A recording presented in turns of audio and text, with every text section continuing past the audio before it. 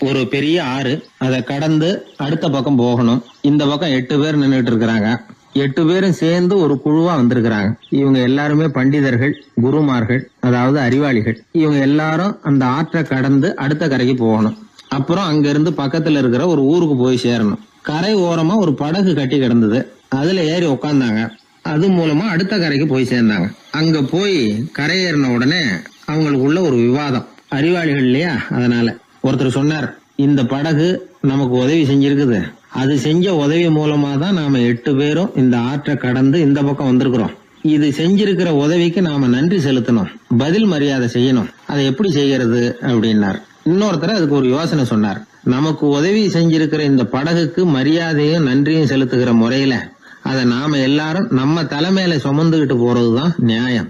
ஏன்னா நம்ம அது சுமந்தது இல்லையா, அதுக்கு பதிலா நாம அதை சுமக்கணும். அதுதான் சரியான நன்றியா இருக்கும் அப்படின்னார்.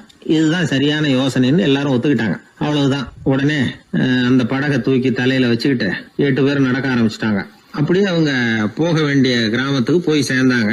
அந்த ஊர் மக்களுக்கு இது வேடிக்கையா இருந்தது. ஆச்சரியமா அவங்கள பார்த்தாங்க. ஏங்க, எதுக்காக இப்படி செய்யறீங்க அப்படின்னு கேட்டிருக்கிறாங்க. படகுங்கிறது மனிதர்களை கரை சேர்க்கறதுக்காகத்தானே இருக்குது.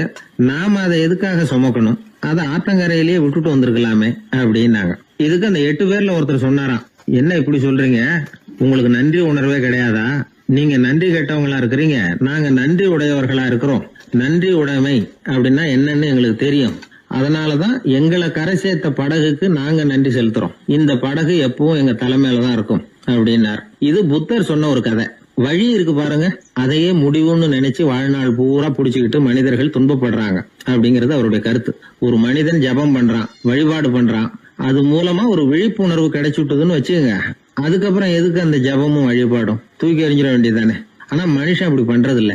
வழிபாட்டையே லட்சியமா வச்சுக்கிட்டு அதையே கெட்டியா புடிச்சுக்குவான். அந்த ஜபத்துக்கு அவன் ஒரு கைதி ஆயிடுறான். அதனால அதை விட்டுட்டு அவனால வெளியில வர முடியல. வழிபாடு மூலமா சாதிச்சுடலாம் அப்படின்னு நினைக்கிறது தப்பு அப்படிங்கிறார் ஓஷோ. ஜபம்ங்கிறது ஒரு முள். காலில் குத்துன முள்ளை எடுக்கிறதுக்கு இன்னொரு முள்ளை பயன்படுத்துறோம். முள்ளை எடுத்தாச்சு, அப்புறம் என்ன? 2 முள்ளையும் வீசி எறிஞ்சிட வேண்டியது தானே. 2 முள்ளுக்குமே இனிமே பிரயோஜனம் இல்ல. பழைய முள் இருந்த இடத்துல புதிய முள்ளை குத்தி வச்சா வலிதான் தொடரும். அப்படி செய்யறவன் முட்டாள். ஆனா இப்படிப்பட்ட முட்டாள்களுக்கு உலகத்துல பஞ்சமே இல்லைங்கிறார் அவர்.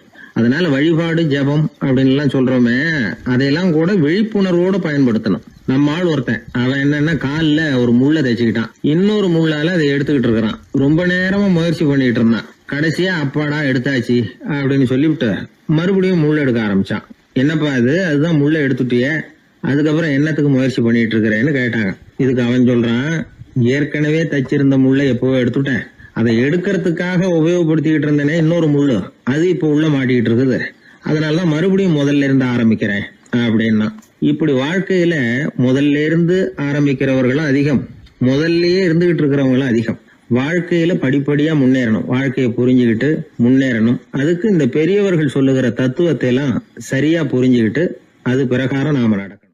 ஒரு பெரிய இடத்து பொண்ணு நிறைய படிச்சிருக்கிறா, பட்டங்கள் எல்லாம் வாங்கியிருக்கிறா, வேலைக்கு எதுக்கும் போகல, அதுக்கு அவசியமும் இல்லை. வசதியான குடும்பம். அந்த பொண்ணுக்கு பொழுதுபோக்கு என்ன தெரியுமா? பத்திரிகை படிக்கிறது, தொலைக்காட்சி பார்க்கறது, வானொலி கேட்கறது, இதுதான் பொழுதுபோக்கு. முக்கியமா அதுல வர்ற விளம்பரங்களை கவனிக்கிறது. சந்தைக்கு ஏதாவது புதுசா பொருள் வந்திருந்தா உடனே காரை எடுத்துட்டு போக வேண்டியது, அதை வாங்கிட்டு வந்துட வேண்டியது. ஒரு நாள் அது மாதிரி ஒரு விளம்பரம் கண்ணில் பட்டது. புதுமையான சமையல் செய்யக்கூடிய சாதனம் ஒன்று வந்திருக்கிறதாக செய்தி. உடனே அதை வாங்கணும்னு ஆசை. வழக்கம் போல அன்னைக்கு சாயந்தரமே காரை எடுத்துட்டு புறப்பட்டா. பார்த்தா விலை அதிகம்தான், இருந்தாலும் அதை பத்தியெல்லாம் கவலைப்படல. அதிக விலை கொடுத்து அந்த சமையல் இயந்திரத்தை வாங்கிட்டு வந்துட்டா. ஒரு பெரிய அழகான அட்டைப்பெட்டிக்குள்ள அது இருந்தது. துண்டு துண்டு பாகங்களா அதுக்குள்ள அடுக்கி வைக்கப்பட்டிருந்தது. அதை ஒன்னோட ஒண்ணு சேர்த்து முழு இயந்திரமா ஆக்கிய வேண்டியது நம்ம வேலை. அதெல்லாம் எப்படி ஒண்ணு சேர்க்கறது? அதுக்காக ஒரு கையேடு அது உள்ளே வச்சிருக்கிறாங்க. அந்த பொண்ணு வீட்டுக்கு வந்தா அட்டைப்பூட்டியை பிரிச்சா, ஒவ்வொரு துண்டு பாகத்தை எடுத்து வெளியில வச்சா, பக்கத்துல அந்த விவர புத்தகத்தை வச்சுக்கிட்டா. அது பிரகாரம் அந்த பாகங்களை இணைச்சு பார்த்தா சரியா வரல. மறுபடியும் எல்லாத்தையும் பிரிச்சு பரப்பி வச்சுட்டு ஆரம்பத்துல இருந்து வர்றா. அப்பவும் சரியா வரல. சரி, நேரம் அந்த கடைக்கு போய் அங்கிருந்தே ஒரு ஆளை அழைச்சிட்டு வந்துருவோம் அப்படின்னு சொல்லி காரை எடுத்துட்டு அவ புறப்பட்டா. கடையில இருந்து ஒரு ஆளை கையோட அழைச்சிட்டு வந்தா. 2 பேரும் வந்து சேர்ந்தாங்க. அங்க அவங்களுக்காக ஒரு ஆச்சரியம் காத்துக்கிட்டு இருக்கு வீட்டுல. என்ன ஆச்சுன்னா, அந்த சமையல் இயந்திரம் அழகா கோக்க போட்டு அங்க இருக்குது. அது மட்டும் இல்ல, அதுல சமையல் வேலையும் நடந்துகிட்டு இருக்குது. யார் அதை பண்ணது? அவளுக்கு ஆச்சரியம். சமையல் வேலை செய்கிற பணிப்பெண் அங்க வந்தா. வேலை செய்யறவோ, நான் தான் அதை செஞ்சேன்னா. அந்த பொண்ணுக்கு படிக்க தெரியாது, பள்ளிக்கூடத்துக்கே போனதில்லை, சமைக்க தெரியும், அவ்வளவுதான். படிப்பறிவு இல்லாத காரணத்தினால அந்த குறிப்பு புத்தகத்தையும் அவளால படிச்சிருக்க முடியாது. எப்படி இதை பொறுத்தனே அப்படின்னு ரொம்ப ஆச்சரியமா கேட்டாவோ. அந்த விவரம் தெரியாத பொண்ணு, பணி பொண்ணு சொல்றா, படிப்பறிவு இல்லாத போது மூளையை பயன்படுத்த வேண்டிய கட்டாயம் ஏற்படுது, வேற ஒண்ணும் இல்லை அப்படின்னாலாம். படிப்பு மூலமா அறிவை சேகரிச்சுக்கலாம், புத்திசாலித்தனத்தை சேகரிக்க முடியாது. தகவல் அறிவுங்கிறது ஞானம் ஆகாது அப்படின்னு சொல்லுவாங்க. அதுதான் இதுல முக்கியம். நம்மளும் ஒருத்தன் ரயில்ல பிரயாணம் பண்ணா, ராத்திரி பூரா பயணம், விடிஞ்சதும் பார்த்தா அவன் பொட்டியே காணல, யாரை திருடிட்டு போட்டாங்க. அதுக்காக அவன் கவலைப்படணும்ல, கவலைப்படல, சிரிச்சுக்கிட்டு இருக்கிறான். எதிரில் இருந்தவர் கேட்டார், ஏங்க பெட்டியை அவனோ எடுத்துட்டு போட்டானே, அதுக்காக கவலைப்படலையா நீங்க அப்படின்னார். நான் எதுக்காக கவலைப்படணும், அதோட சாவி என்கிட்ட தானே இருக்கு அப்படின்னு நானும். இவன் தந்தியை விட வேகமா போகக்கூடியது எது அப்படின்னு கேட்டார் ஒருத்தர். வதந்தின்னார் இன்னொருத்தர். அவர் அப்படி சொன்னதுல ஒன்னும் தப்பு இல்ல. வதந்தி வேகமா பரவறதுக்கு என்ன காரணம்? 1க்கு 2 மிகைப்படுத்தி சொல்ற மனுஷ சுபாவம் ஒரு காரணம், சொல்றத அப்படியே நம்புறது இன்னொரு காரணம். எப்பொருள் யார் யார் வாய் கேட்பினும் அப்பொருள் மெய்ப்பொருள் காண்பது அறிவு அப்படின்னாரு வள்ளுவர். யாரு எதை சொன்னாலும் அதை அப்படியே நம்ப கூடாது, அறிவு வேலை செய்யணும். அதுல எந்த அளவுக்கு உண்மை இருக்குது அப்படின்னு கண்டுபிடிக்கணும். முக்கியமான பொறுப்புல உள்ளவங்களுக்கு எல்லாம் இது ரொம்ப முக்கியமா தேவைப்படுகிற ஒரு தகுதி. ஒரு நாட்டுல ஒரு சாதாரண ஆள் ஒருத்தன் இருந்தான். அவங்கிட்ட ஒரு கழுதை இருந்தது, ரொம்ப பிரியமா வளர்த்தான். அவனுக்கு அது ரொம்ப நெருக்கமான நண்பன். வேற மனுஷங்க யாரும் கிடைக்கல போல இருக்குது. அந்த கழுதைக்கு கந்தர்வ சேனன் அப்படின்னு பேர் வச்சான். அந்த பேரை சொல்லிதான் அவன் அதை கூப்பிடுறது வழக்கம். அவ்வளவு பிரியமா வளர்த்த அந்த கழுதை ஒரு நாள் திடீர்னு செத்து போச்சு. எப்படி இருக்கும் அவனுக்கு? ரொம்ப சங்கடப்பட்டான், சாப்பிட கூட பிடிக்கல. அவனுக்கு முகத்தை மூணு வச்சுக்கிட்டு அவன் பாட்டு உட்காந்துருக்கிறான். இந்த நேரம் பார்த்து அவனுக்கு வேண்டியப்பட்ட ஒருத்தன் அந்த பக்கமா வந்தான்.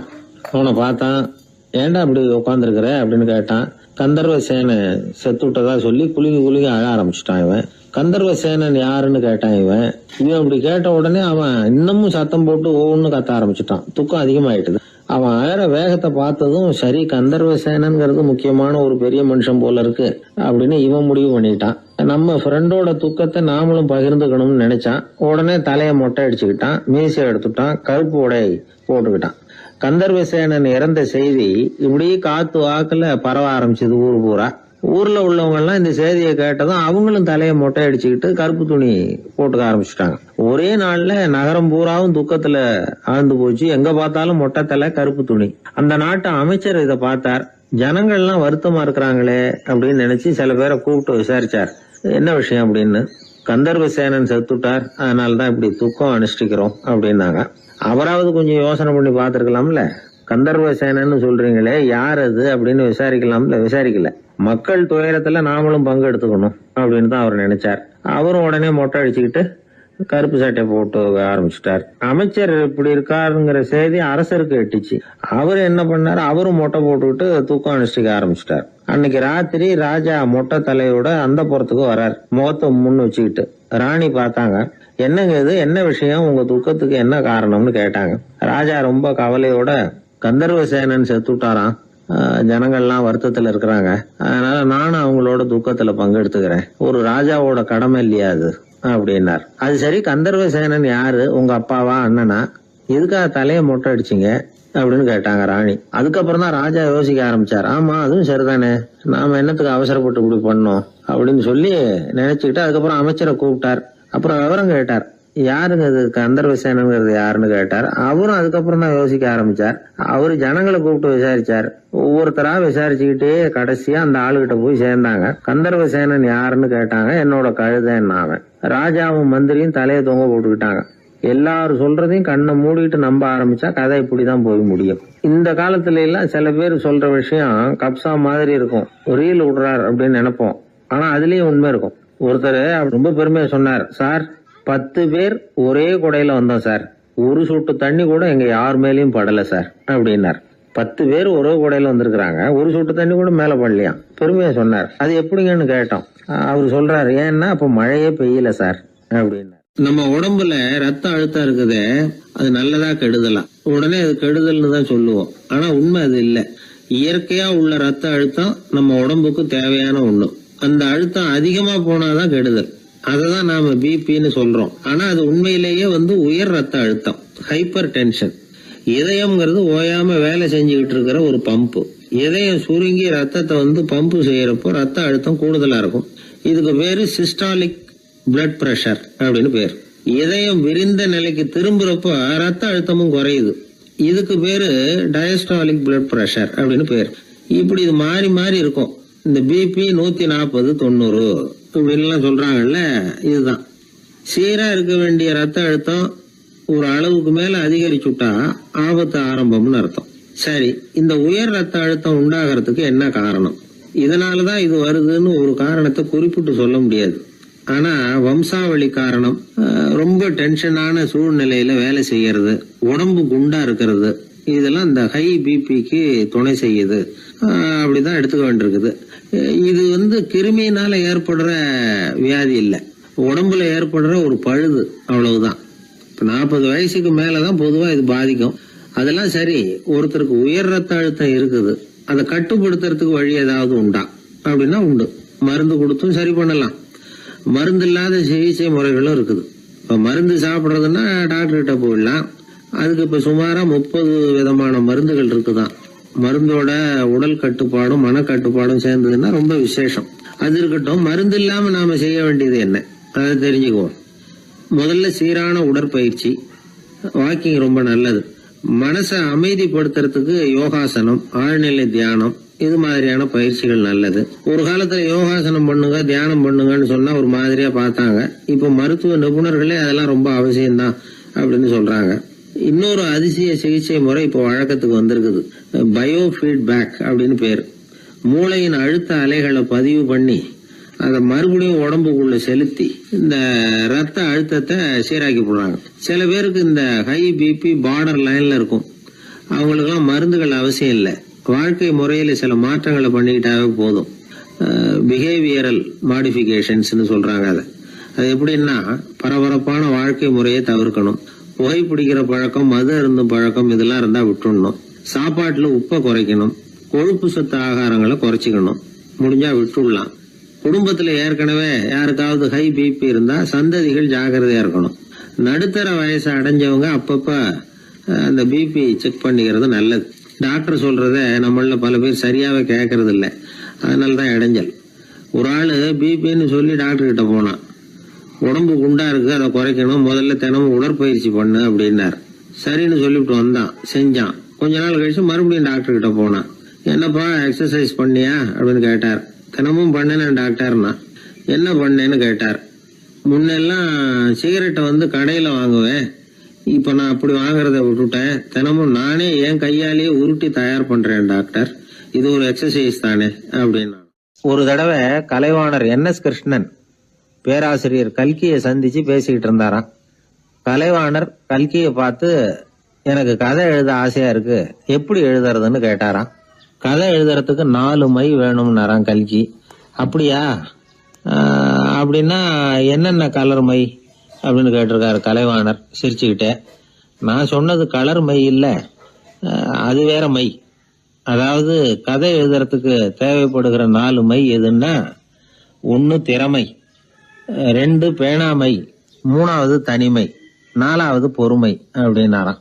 உடனே கலைவாணர், உங்க யோசனை அருமை அப்படின்னாராம். அதுதான் கலைவாணர். பொதுவா எழுத்தாளர்கள் எழுதுற மாதிரி நடந்துக்கிறது இல்ல. ஆனா கலைவாணர் என்ன சொல்லுவாரோ அதே மாதிரி நடந்துக்குவார். எல்லாருக்கும் எல்லாம் கிடைக்கணுங்கிற கருத்தை சினிமா படங்கள்ல வலியுறுத்துவார். அதே மாதிரி நடைமுறை வாழ்க்கையிலேயே எல்லாருக்கும் எல்லாமும் கொடுப்பார். பணம், பதவி, புகழ் இப்படி எதுவுமே இல்லாத ஒரு சாதாரண மனுஷனா இருந்தா கூட இவர் மனுஷனுக்கு கொடுக்கற மரியாதையில கொஞ்சமும் குறைச்சல் இருக்காது. இந்த குணம் சாதாரணமா எல்லாருக்கும் இருக்கிறது இல்ல. அவரு சினிமா தியேட்டருக்கு போய் சினிமா பாக்குறது வழக்கம். அவரு வந்திருக்கிறாருங்கிறது தெரிஞ்சா போதும், வெளியில பிச்சைக்காரங்க கூடிடுவாங்க. இது அவருக்கு தெரியும். வெளியில நம்மளை நம்பி ஒரு கூட்டம் காத்துக்கிட்டு இருக்குமேன்னு நினைப்பார். உடனே ஒரு 100 ரூபா நோட்டை கொடுத்து சில்லறையா மாத்திட்டு வர சொல்லுவார். படம் முடிஞ்சு வெளியில வர்றப்போ சில்லறையோட வருவார். எல்லாருக்கிட்டையும் கொடுத்துருவார். ஏன்னா எல்லாரும் தேடிட்டு வருவாங்க அவரை. என்ன எல்லாரும் சௌக்கியமா இருக்கிறீங்களா அப்படின்னு பிரியமா விசாரிப்பார். ஏதோ ரொம்ப நெருங்கின சொந்தக்காரங்களை விசாரிக்கிறது மாதிரி விசாரிப்பாரு.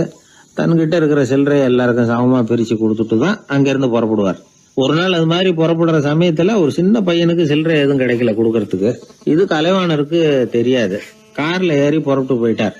அந்த பையன் காரை புடிச்சுக்கிட்டு பின்னாடியே ஓடியாந்துருக்கிறான். ஐயா, நீங்களே இல்லைன்னு சொன்னா நான் என்ன பண்றது?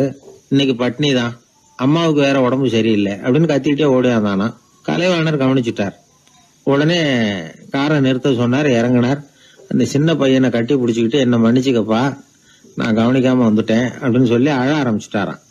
இன்னொரு தடவை இதே மாதிரி ஒரு தியேட்டர்ல இருந்து வெளியில வந்திருக்கிறார். ஒரு ஆள் அவர்கிட்ட வந்து நின்றுருக்கார். அவர் கொடுக்கறதுக்கு இவர்கிட்ட பணம் இல்ல. பணம் இல்லையாப்பா அப்படின்னாராம். உங்ககிட்டயே இல்லையா அப்படின்னாராம் அவரு. கலைவாணருக்கு மனசு ரொம்ப சங்கடமா போச்சு. உடனே புறப்பட்டு வீட்டுக்கு போனார். அங்க இங்க தேடி பார்த்து அங்க இருந்த கொஞ்ச நெஞ்ச சில்லறையை எடுத்தார். காரு டிரைவரை கூப்பிட்டார். தியேட்டர் வாசல்ல நின்றுகிட்டு இருந்த ஆசாமியோட அங்க அடையாளங்களை சொன்னார். காரை எடுத்துட்டு போய் அந்த ஆளை கண்டுபிடிச்சு இந்த காசை கொடுத்துட்டு வா அப்படின்னு அனுப்பி வச்சாராம். பிச்சை போடுறதுக்காக காரை அனுப்புனதாக வேற யார பத்தியாவது நீங்க கேள்விப்பட்டிருக்கிறீங்களா? அவர் ஒரு வித்தியாசமான மனிதர், வித்தியாசமான கலைஞர். கலைவாணரோட சகோதரர் கல்யாணம் நடந்தது. அதுல தியாகராஜ பாகவதர் கச்சேரி முடிஞ்ச உடனே அதுல சம்பந்தப்பட்ட கலைஞர்களுக்கெல்லாம் கலைவாணர் பரிசுகள் கொடுக்கிறார். அந்த கச்சேரியில கடம் வாசிச்சவருக்கு மட்டும் மத்த எல்லாருக்கும் கொடுத்ததை விட பெருசா ஒரு வெள்ளி கோப்பையை பரிசா கொடுத்தாராம். மத்தவங்களுக்கு எல்லாம் சின்னதா கொடுத்துட்டு கட வித்துவானுக்கு மட்டும் பெருசா பரிசு கொடுக்குறீங்களே ஏன்னு கேட்டிருக்கிறாங்க. அதுக்கு கலைவாணர் விளக்கம் கொடுத்தாராம். இப்பெல்லாம் ரயில்ல கூட்டம் அதிகங்கிறது உங்களுக்கு எல்லாருக்கும் தெரியும். இந்த வித்வான் இவ்வளவு பெரிய மண்பானைய ரயில்ல ரொம்ப பத்திரமா உடையாம ரொம்ப தூரத்துல இருந்து கொண்டு வந்திருக்கிறாரே, அது என்ன சாமான்யமான காரியமா? அவரோட அந்த சாமர்த்தியத்தை பாராட்டுறதுக்காக தான் அவருக்கு இவ்வளவு பெரிய பரிசு அப்படின்னா. ஒரு மனிதன் கோபப்படும் பொழுது அவனை நல்லா கவனிச்சு பாருங்க. ஏதாவது ஒரு மிருகத்தின் சாயல் அவன் முகத்துல தெரியும். முகம் அழகா இருக்கிறது எப்போ? அவன் புன்னகையோட இருக்கிறப்பதான். கோபமா இருக்கிறப்ப முகம் அழகா இருக்காது. சார் கோபத்துல இருக்கார், இந்த கோபம் குறையறதுக்குள்ள ஒரு போட்டோ எடுத்துருங்க, அழகா இருக்கும் அப்படின்னு யாரும் சொல்றது இல்ல. போட்டோ எடுக்கிறவர் கூட எடுக்கிறதுக்கு முன்னாடி முகத்தை கொஞ்சம் சிரிச்ச மாதிரி வச்சுங்க சார் அப்படின்னு தான் சொல்லுவார். முகத்தை கொஞ்சம் கடுகடுப்பா வச்சுங்க சார், அப்பதான் நல்லா அமையும் அப்படின்னு சொல்லுவாரு. ஒரு உண்மை என்ன தெரியுமா? கோபம் மனசையும் கெடுக்கும், உடம்பையும் கெடுக்கும். கோபப்படுகிறவர்களின் ஆயுள் காலம் குறைகிறது அப்படிங்கிறது விஞ்ஞான உண்மை. சிரிக்கிறவங்க ஆயுள் காலம் அதிகரிக்கிறது அப்படிங்கறதும் விஞ்ஞான உண்மை. கோபப்படுறவங்களை யாரும் விரும்புறதில்ல. கோபப்படுற அப்பா அம்மா கிட்ட பிள்ளைங்க நெருங்காது. கோபப்படுற அதிகாரிகள் கிட்ட ஊழியர்கள் நெருங்க மாட்டாங்க. கோபப்படுற வாத்தியார்கிட்ட பிள்ளைங்க நெருங்குறது இல்ல. அவன் எப்ப பார்த்தாலும் வள்ளு வள்ளுன்னு விழுவான். அதனால எப்பவும் அவன் பக்கத்திலேயே இருக்கணும்னு ஆசைப்படுறேன் அப்படின்னு ஒருத்தன் சொன்னா அவனை இவன் வேடிக்கை பார்க்க ஆரம்பிச்சுட்டான் அப்படின்னு அர்த்தம். சரி, இந்த கோபம் எதனால வருது? இயலாமையினாலதான் வருதான். இப்ப நீங்க நினைக்கிறத நிறைவேற்றக்கூடிய சாமர்த்தியம் உங்ககிட்ட இல்லைங்கிறப்போ அது கோபமா வெளிப்படுது, அவ்வளவுதான்.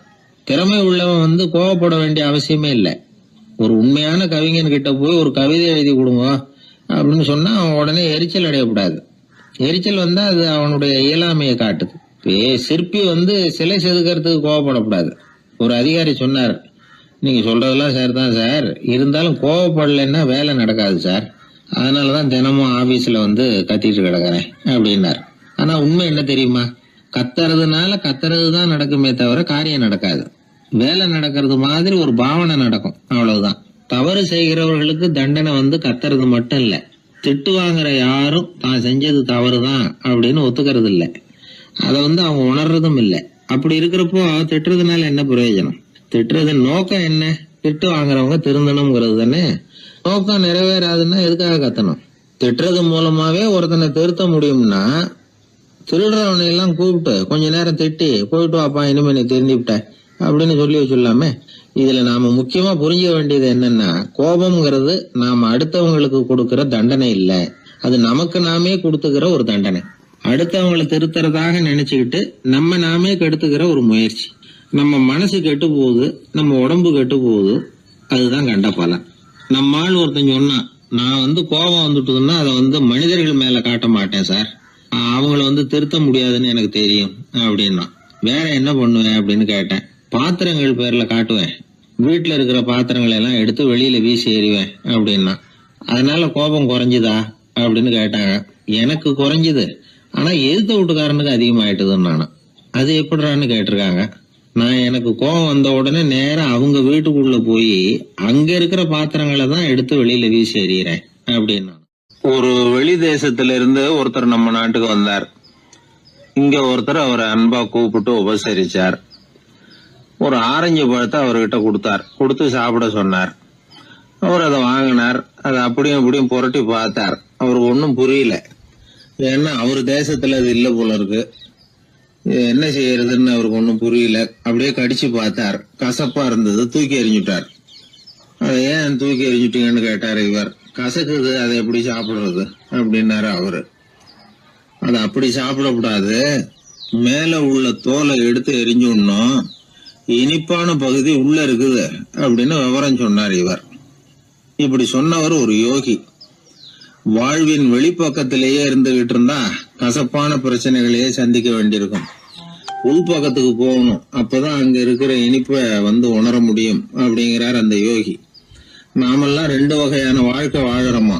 மேலோட்டமான வெளிப்படையா உள்ள வாழ்வுங்கிறது ஒண்ணு, உள்ளார்ந்த வாழ்வுங்கிறது ஒண்ணு. வாழ்வின் வெளிப்புறம் பிரச்சனைகளும் சவால்களும் நிறைஞ்சது, உள்புறம் அமைதியா இருக்கிறது. இந்த உள்பக்கத்துலதான் மகிழ்ச்சியான வாழ்வுக்கு தேவையான புதையல் இருக்குதான். யாரு கண்டா அந்த புதையலை? ஆழ்நிலை தியானம் எல்லாம் பண்றாங்கல்ல, அது எதுக்காக? அந்த புதையலை கண்டுபிடிக்கிறதுக்கு தான். நாம் அந்த உள்பக்கத்துக்கு போய் அங்க உள்ள ஊக்க சக்தியையும் புத்திசாலித்தனத்தையும் பொறுக்கி எடுத்துக்கிட்டு அன்றாட வாழ்க்கையில அதையெல்லாம் உபயோகப்படுத்தணும்.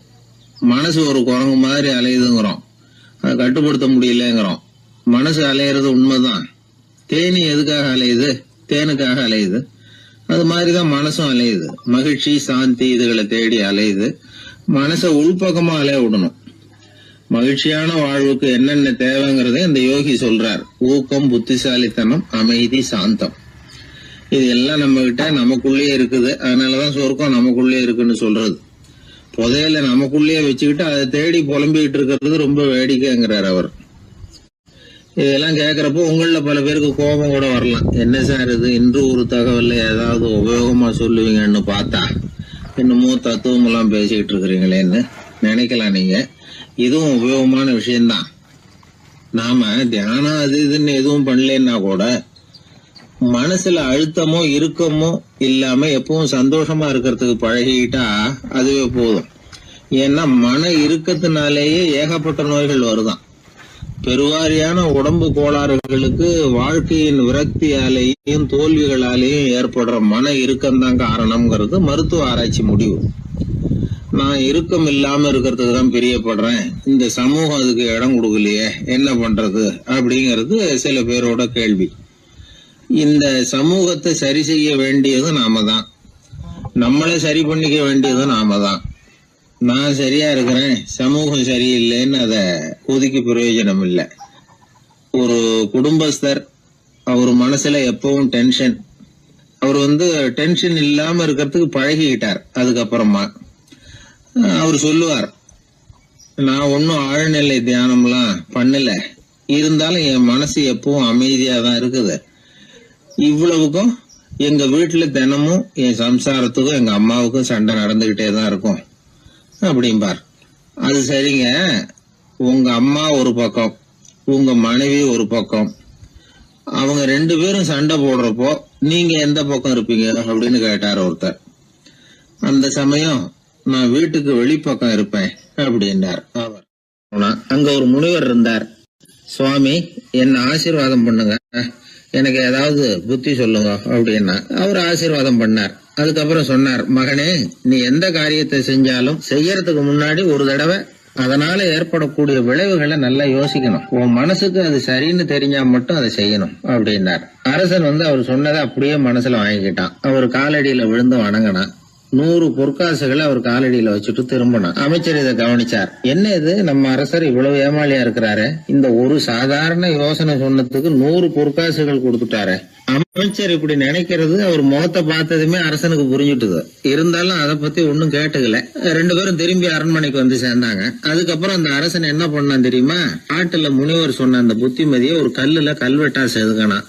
தன்னுடைய அறையில எல்லாரும் கண்ணிலையும் படும்படியாக அப்படி ஒரு இடத்துல பதிச்சு எல்லாரும் பாக்குறது மாதிரி பண்ணிவிட்டான். இப்போ அந்த அமைச்சருக்கு ஆச்சரியம், என்ன இது, நம்ம மன்னருடைய அறியாமையை புரிஞ்சுக்கவே முடியலையே, இத போய் கல்லுல செதுக்கி வைக்கணுமா, பேர்பட்ட அறிவுரையாது அப்படின்னு நினைச்சார். கொஞ்ச நாள் ஆச்சு. ஒரு நாள் அந்த மன்னருக்கு கடுமையான வயிற்று வலி. உடனே அரண்மனை வைத்தியரை கூப்பிட்டார். அவர் வந்து சேர்ந்தார். மன்னரை சோதிச்சு பார்த்தார். கொஞ்ச நேரம் இப்படியே படுத்துருங்க, நான் எங்க வீட்டுக்கு போய் இதுக்கு பொருத்தமா ஒரு மருந்து தயார் பண்ணிட்டு வரேன் அப்படின்னு சொல்லிட்டு ஓடினார். மருந்தோட திரும்பி அவர் வந்த சமயத்துல மன்னர் ஒரு கட்டில்ல கண்மூடி படுத்திருக்கிறார். பக்கத்துல யாரும் இல்ல. வைத்தியர் வந்தார். ஒரு சின்ன கோப்பையில கொஞ்சம் மருந்தை ஊத்தினார். அப்படியே அங்க சுத்தி முத்தி பார்த்தார். ஏதோ ஒரு பொடிய வந்து அதுல கலந்தார். கலந்து எடுத்துக்கிட்டு மன்னரை நெருங்கினார். கொஞ்சம் யோசனை பண்ணார். அப்புறம் திரும்பி போனாரு. கையில இருந்த மருந்து அப்படியே கீழே கொட்டிட்டு வந்தார். அந்த கோப்பையை நல்லா கழுவி சுத்தம் பண்ணி விட்டு மறுபடியும் கொஞ்சம் மருந்தை ஊத்திட்டு வந்தார். அதுக்கப்புறம் மன்னா அப்படின்னு சொல்லி மெதுவா கூப்பிட்டாரு. இவர் எழுந்திருச்சார். அப்புறம் இவரு சொன்னார், மன்னர் வைத்தியரே, நான் வந்து கண்ணை மூடிக்கிட்டு இருந்தாலும் அப்பப்ப கவனிச்சுக்கிட்டு தான் இருந்தேன். முதல்ல எதையோ கலந்தீங்க, அப்புறம் அதை கொட்டிவிட்டு வேற என்ன விஷயம், உண்மையை சொல்லுங்க அப்படின்னு மிரட்டினார். வைத்தியர் மறந்து போட்டார். அப்படின்னு மன்னருடைய காலில் விழுந்தார். அதுக்கப்புறம் உண்மையை சொன்னார். மகாராஜா, உங்களுடைய படை தளபதி உங்களை கொல்றதுக்காக சதி பண்ணார். விஷம் கலந்து கொடுக்கும்படியாக சொன்னார். வெகுமதி நிறைய தர்றேன்னார். நானும் சரின்னு சொல்லிவிட்டு இங்க வந்தேன். அவர் கொடுத்த விஷப்புடிய மருந்துல கலந்தேன். எடுத்துக்கிட்டு உங்ககிட்ட வந்தப்போ எதிரில நீங்க வச்சிருக்கிற அந்த கல்வெட்டு வாசகம் கண்ணுல போட்டது. எந்த காரியத்தை செஞ்சாலும் அதோட விளைவுகளை பத்தி யோசிக்க சொல்லிச்சு அந்த வாசகம். யோசனை பண்ணுனேன், என் உயிருக்கே ஆபத்துங்கிறத புரிஞ்சுக்கிட்டேன். உடனே திரும்பி போய் அதை கொட்டி கழுவி விட்டு வேற நல்ல மருந்தா ஊத்திக்கிட்டு வர்றேன் அப்படின்னார். இப்ப அந்த மன்னர் அமைச்சரை கூப்பிட்டார். பாத்தீங்களா, இந்த புத்திமதிய அன்னைக்கு நீங்க அலட்சியமா நினைச்சீங்க, இன்னைக்கு அதுதான் என் உயிரை காப்பாத்தி இருக்குது அப்படின்னார். அமைச்சர் தலையை குனிஞ்சுக்கிட்டாராம். அதனால பெரியவர்கள் நமக்கு சொல்ற புத்திமதி சாதாரணமா தான் தெரியும். அதுக்காக நாம வந்து அதை அலட்சியம் பண்ணிடக்கூடாது. இந்த காலத்துல ஒருத்தன் ஒரு சாமியார் கிட்ட போனா ஒரு 1000 ரூபாய அவர் காலடியில வச்சுட்டு திரும்பி வந்தான். எதுக்கு அதுன்னு கேட்டேன். இன்னைக்கு நான் இந்த அளவுக்கு நல்லபடியா இருக்கிறதுக்கு அவர் தான் காரணம். ஏற்கனவே ஒரு தடவை இவர்கிட்ட வந்து புத்தி சொல்லுங்கன்னு கேட்டேன், மாட்டேன்னு விட்டார். அன்னைக்கு அவர் ஏதாவது எனக்கு புத்தி சொல்லி நான் அது பிரகாரம் நடந்திருந்தேன்னா இன்னைக்கு நான் வீணா போயிருப்பேன். அதுக்காக ஒரு நன்றியை தெரிவிக்கிறதுக்காக தான் இன்னைக்கு வந்தேன், இந்த காணிக்கையை செலுத்துறேன் அப்படின்னு சொல்லிவிட்டு அவன் பாட்டு தெருவில் இறங்கி நடந்து போனான். உழைப்பும் நேர்மையும் உயர்வதற்கு வழிகள். அதை விட்டுட்டு உட்கார்ந்த இடத்துல இருந்துகிட்டே உயர போகணும் அப்படின்னு ஆசைப்படக்கூடாது. பல பேர் அப்படிதான் கற்பனை பண்றாங்க. அந்த கற்பனையிலேயே பாதி வாழ்க்கை ஓடி போடுது. உழைப்புங்கிற வழியையும் நேர்மைங்கிற வழியையும் ஒதுக்கிவிட்டு குறுக்கு வழியில ஓட நினைக்கிறவங்க குப்புற விழுந்துடுறாங்க. எந்த தொழிலை நாம செய்தாலும் சரி, அந்த தொழிலுக்குரிய பெருமையை நாம புரிஞ்சுக்கிட்டு அதுல ஈடுபடணும்.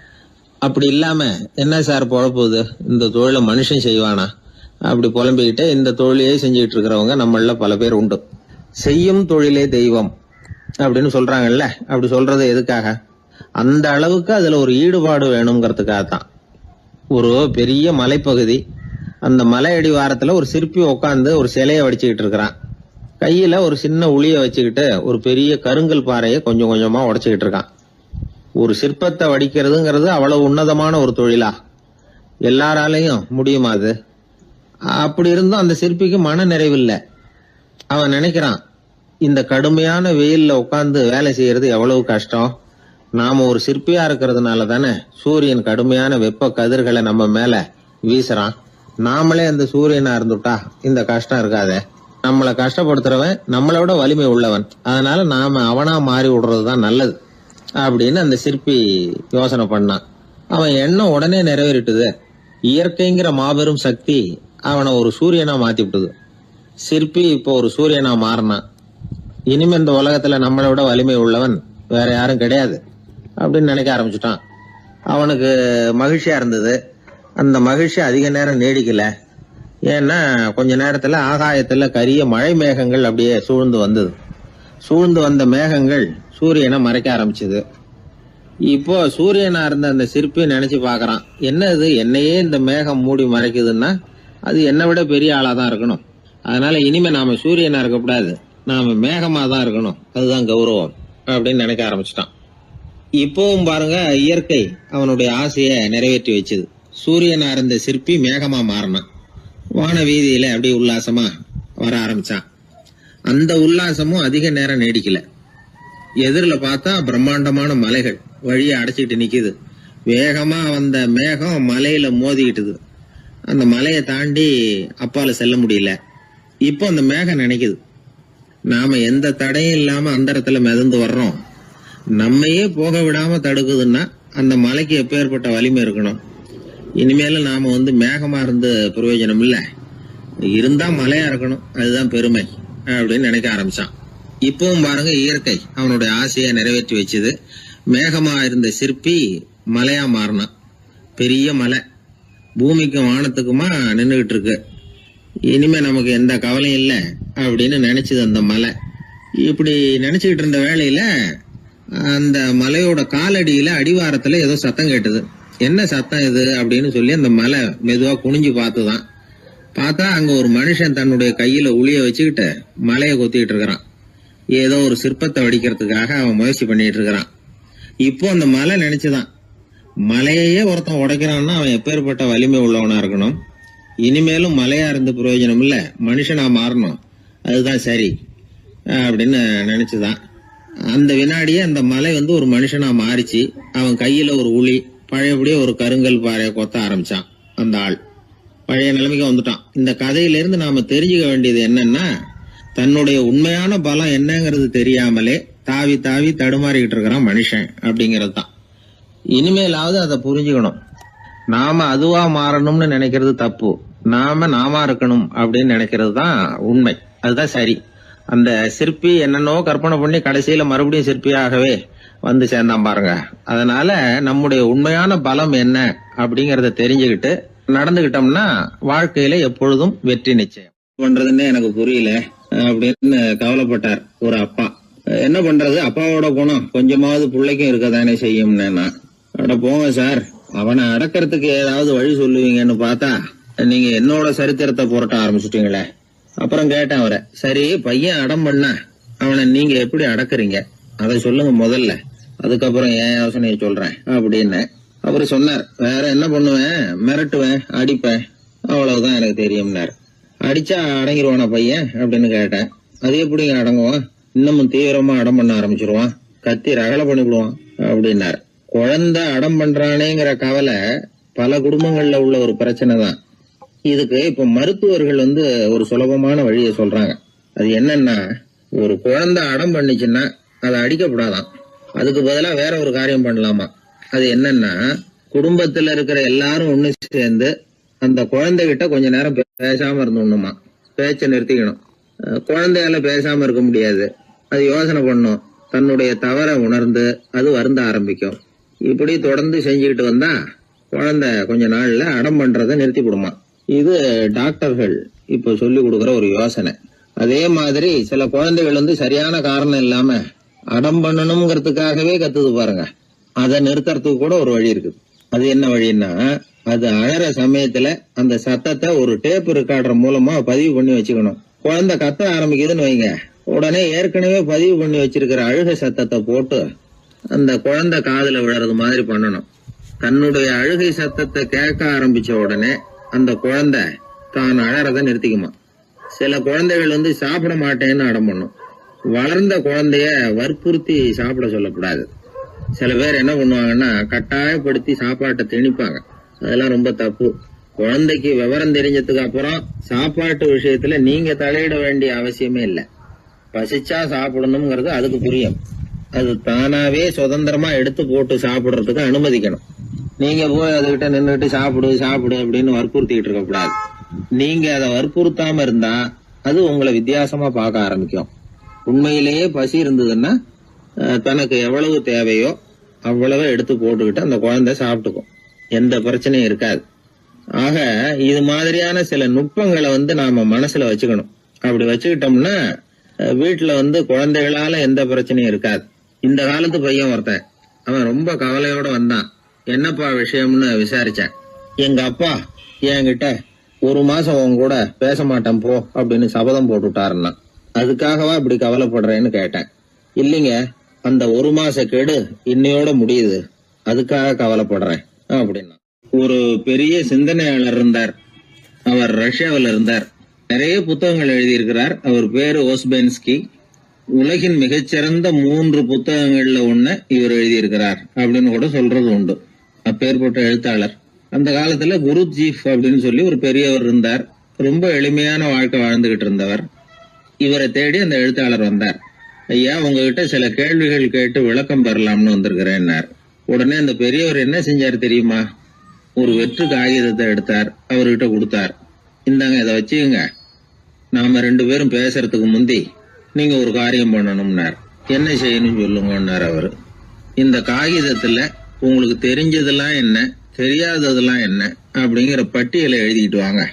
அதுக்கு பிறகு உங்களுக்கு தெரியாத விஷயங்களை பத்தி நாம 2 பேரும் உரையாடலாம்.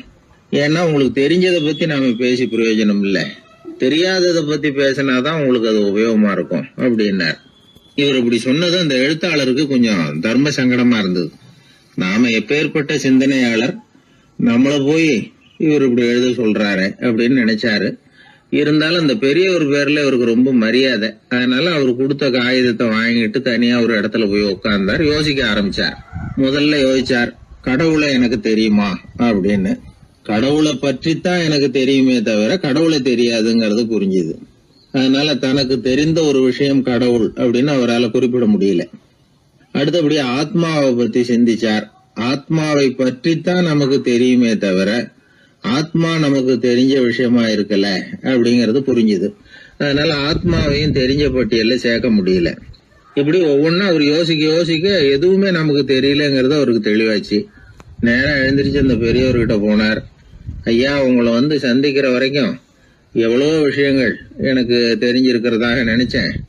ஆனா உங்ககிட்ட நிறைய கேள்விகள் கேட்கணுங்கிற ஆர்வத்தோட தான் வந்தேன்.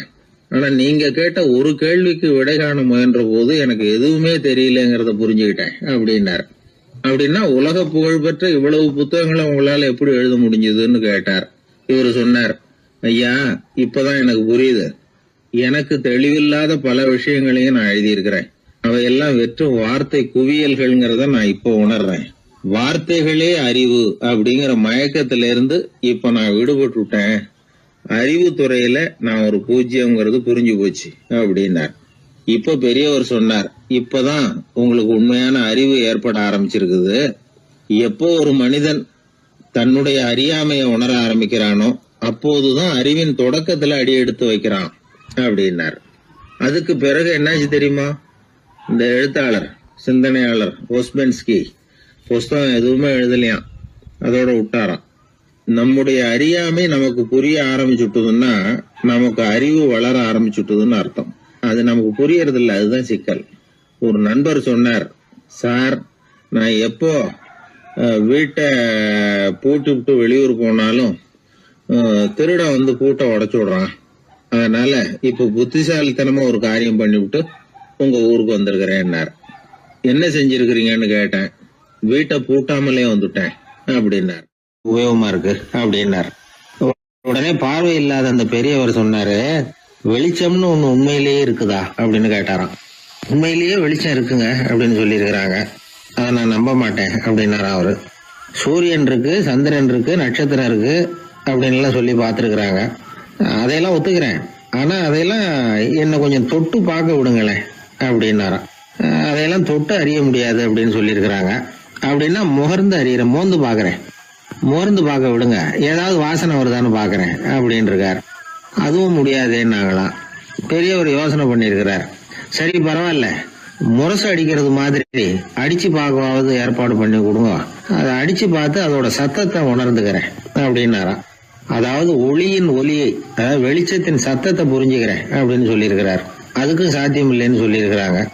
சரி, அதுவும் முடியலன்னா அந்த வெளிச்சத்துல கொஞ்சம் எடுத்து என் கையில கொடுங்க, வாயில போட்டு சாப்பிட்டு பாக்குறேன் ருசி எப்படி இருக்குன்னு அப்படின்னு சொல்லி பார்த்திருக்காரு. எந்த வகையிலயும் அவரை அதை ஒத்துக்க வைக்க முடியல. சுத்தி இருந்தவங்க எல்லாம் குழம்பி போயிட்டாங்க. என்னங்க, நாங்க சொல்றத நீங்க நம்பலையா அப்படின்னு கேட்டிருக்காங்க. என்னுடைய 4 புலன்களுக்கும் புலப்படாத ஒண்ண நான் மாயை அப்படிங்கிறேன். நீங்க என்ன அவமானப்படுத்துறதுக்காக இப்படி சொல்றீங்கன்னு நினைக்கிறேன். ஏதோ உங்களுக்கு எல்லாம் பார்வைன்னு ஒண்ணு இருக்கிறதாகவும் அது எனக்கு இல்லைங்கிறதாகவும் சொல்லி என்ன நீங்க அவமதிக்கிறீங்க அப்படின்னார். தர்க்க சாஸ்திரத்துல மேதையான அந்த பெரியவர். சுத்தி இருந்தவங்க பார்த்தாங்க, வெளிச்சம் இருக்குங்கிறத இவர் நம்பணும், இவரை நம்ப வைக்கணும் அப்படின்னா அது புத்தரால தான் முடியும் அப்படின்னாராம் ஒருத்தர். சரி அவர்கிட்டயே போவோம் அப்படின்னு சொல்லி எல்லாரும் அவர்கிட்ட போய் சேர்ந்தாங்க. விவரத்தை சொன்னாங்க. புத்தர் சிரிச்சாராம். எப்படிப்பட்டதுன்னு நான் நினைக்கிறேனோ, அதாவது உண்மை, அப்படித்தான் அவரும் நினைக்கிறார். எதையும் அனுபவபூர்வமா உணர்ந்தாதான் நம்ப முடியும். ஒளிய அனுபவித்து அறியாத வரையில அது இருக்கிறதா இல்லையா அப்படிங்கிற கேள்விக்கு இடம் கிடையாது. அதனால அவரு அதை நம்பாததும் சரிதான் அப்படின்னு சொன்னாராம் புத்தர். அதுக்கப்புறம் சொல்லியிருக்கார், உங்களை குணப்படுத்தி கொள்ளலாம், உங்களுக்கு தேவை ஞானி கிடையாது, உங்களுக்கு தேவை மருத்துவர் அப்படின்னாரா. ஒரு டாக்டர் கிட்ட அழைச்சிட்டு போயிருக்கிறாங்க. பார்வை கிடைச்சிட்டுது. வெளிச்சத்தை கண்டதும் அவர் மகிழ்ச்சி அடைஞ்சார். புத்தரை வணங்கினார்.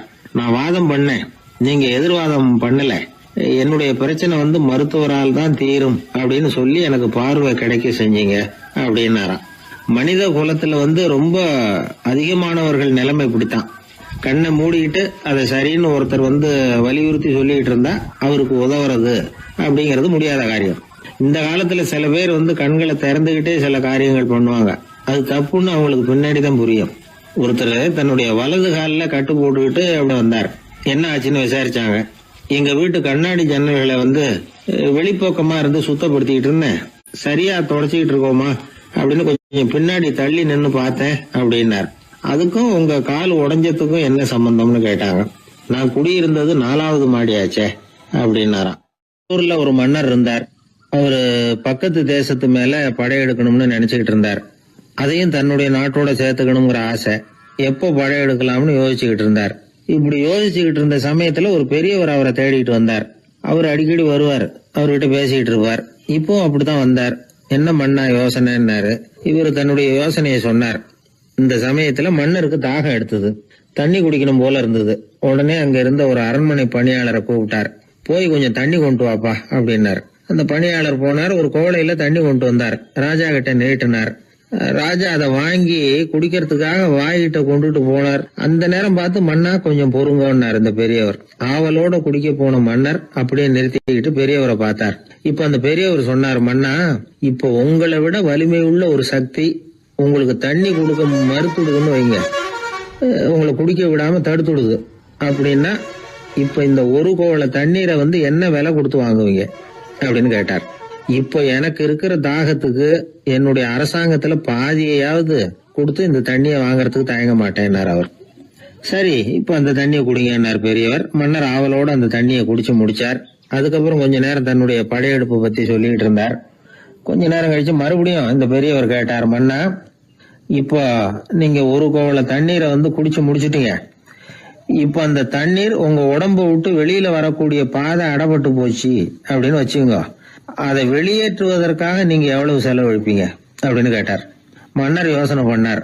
அப்படி ஒரு நிலைமை ஏற்பட்டு போச்சுன்னா என்னுடைய அரசாங்கம் பூராவையும் அதுக்கு ஈடா தர்றதுக்கு கூட தயங்க மாட்டேன்னார். இப்ப அந்த பெரியவர் சொன்னார், எந்த அரசாங்கத்தின் மதிப்பு ஒரு கோவள தண்ணீர் அளவுக்கு கூட இல்லையோ அந்த அரசாங்கத்தை அடையணுங்கிற பேராசையில மனிதர்கள் தங்களுடைய சகோதரர்கள் கூடவே சண்டை போட்டுக்கிறாங்களே, அதுல ஏதாவது அர்த்தம் இருக்குதா அப்படின்னாராம்.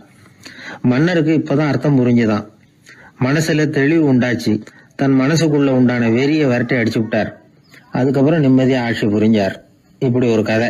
உயிருக்கு என்ன விலை கொஞ்சம் யோசனை பண்ணி பாருங்க.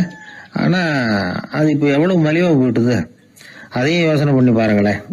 ஆசை பேராசையா மாறுது, அப்புறம் அது வெறியா ஆகுது, அதுக்கப்புறம் பைத்தியம் பிடிக்குது. இந்த காலத்து மனிதர்களுக்கு 2 விதமான பைத்தியம் பிடிச்சிருக்கிறதாக ஒரு பெரியவர் சொல்றார். ஒன்னு பணம், இன்னொன்னு அதிகாரம். இதெல்லாம் எவ்வளவு காலத்துக்கு நீடிக்கும்? ஒரு சர்வாதிகார நாட்டுல 3 பேர் ஜெயில இருட்டு அறையில பேசிக்கிட்டு இருக்கிறாங்க. நீ எப்படி இந்த ஜெயிலுக்கு வந்த அப்படின்னு ஒருத்தர் கேட்டாராம். இந்த நாட்டு ராஜாவை ஆதரிச்சு நான் பிரச்சாரம் பண்ணினேன், அதனால கூட்டத்துல தகராறு வந்துட்டுது, கலவரமா போச்சு, அதுக்கு நான் தான் காரணம்னு அரெஸ்ட் பண்ணி இங்க கொண்டாந்து போட்டாங்க அப்படின்னாராம் அவரு. சரி நீ எப்படி இங்க வந்த அப்படின்னு இன்னொருத்தரை பார்த்து கேட்டிருக்காரு. நான் இந்த நாட்டு ராஜாவை எதிர்த்து பிரச்சாரம் பண்ணேன், அதனால கலவரம், அரெஸ்ட் பண்ணி கொண்டாந்து போட்டாங்கன்னார். சரிப்பா நீ எப்படி அங்க வந்த அப்படின்னு 3வது ஆளை பார்த்து இவங்க கேட்டாங்களாம். இதுக்கு அந்த ஆள் மெதுவா வெளிச்சத்துக்கு நான் தான் இந்த நாட்டு ராஜா அப்படின்னா. சில பேருக்கு தொட்டதெல்லாம் வெற்றியா முடியும், சில பேருக்கு தொட்டதெல்லாம் தோல்வியா முடியும். இதுல உள்ள ரகசியம் என்ன? அதை தெரிஞ்சுக்கணும்னா இந்த கதையை கேளுங்க. ஜப்பான்ல ஒரு பெரிய வீரர் இருந்தார்.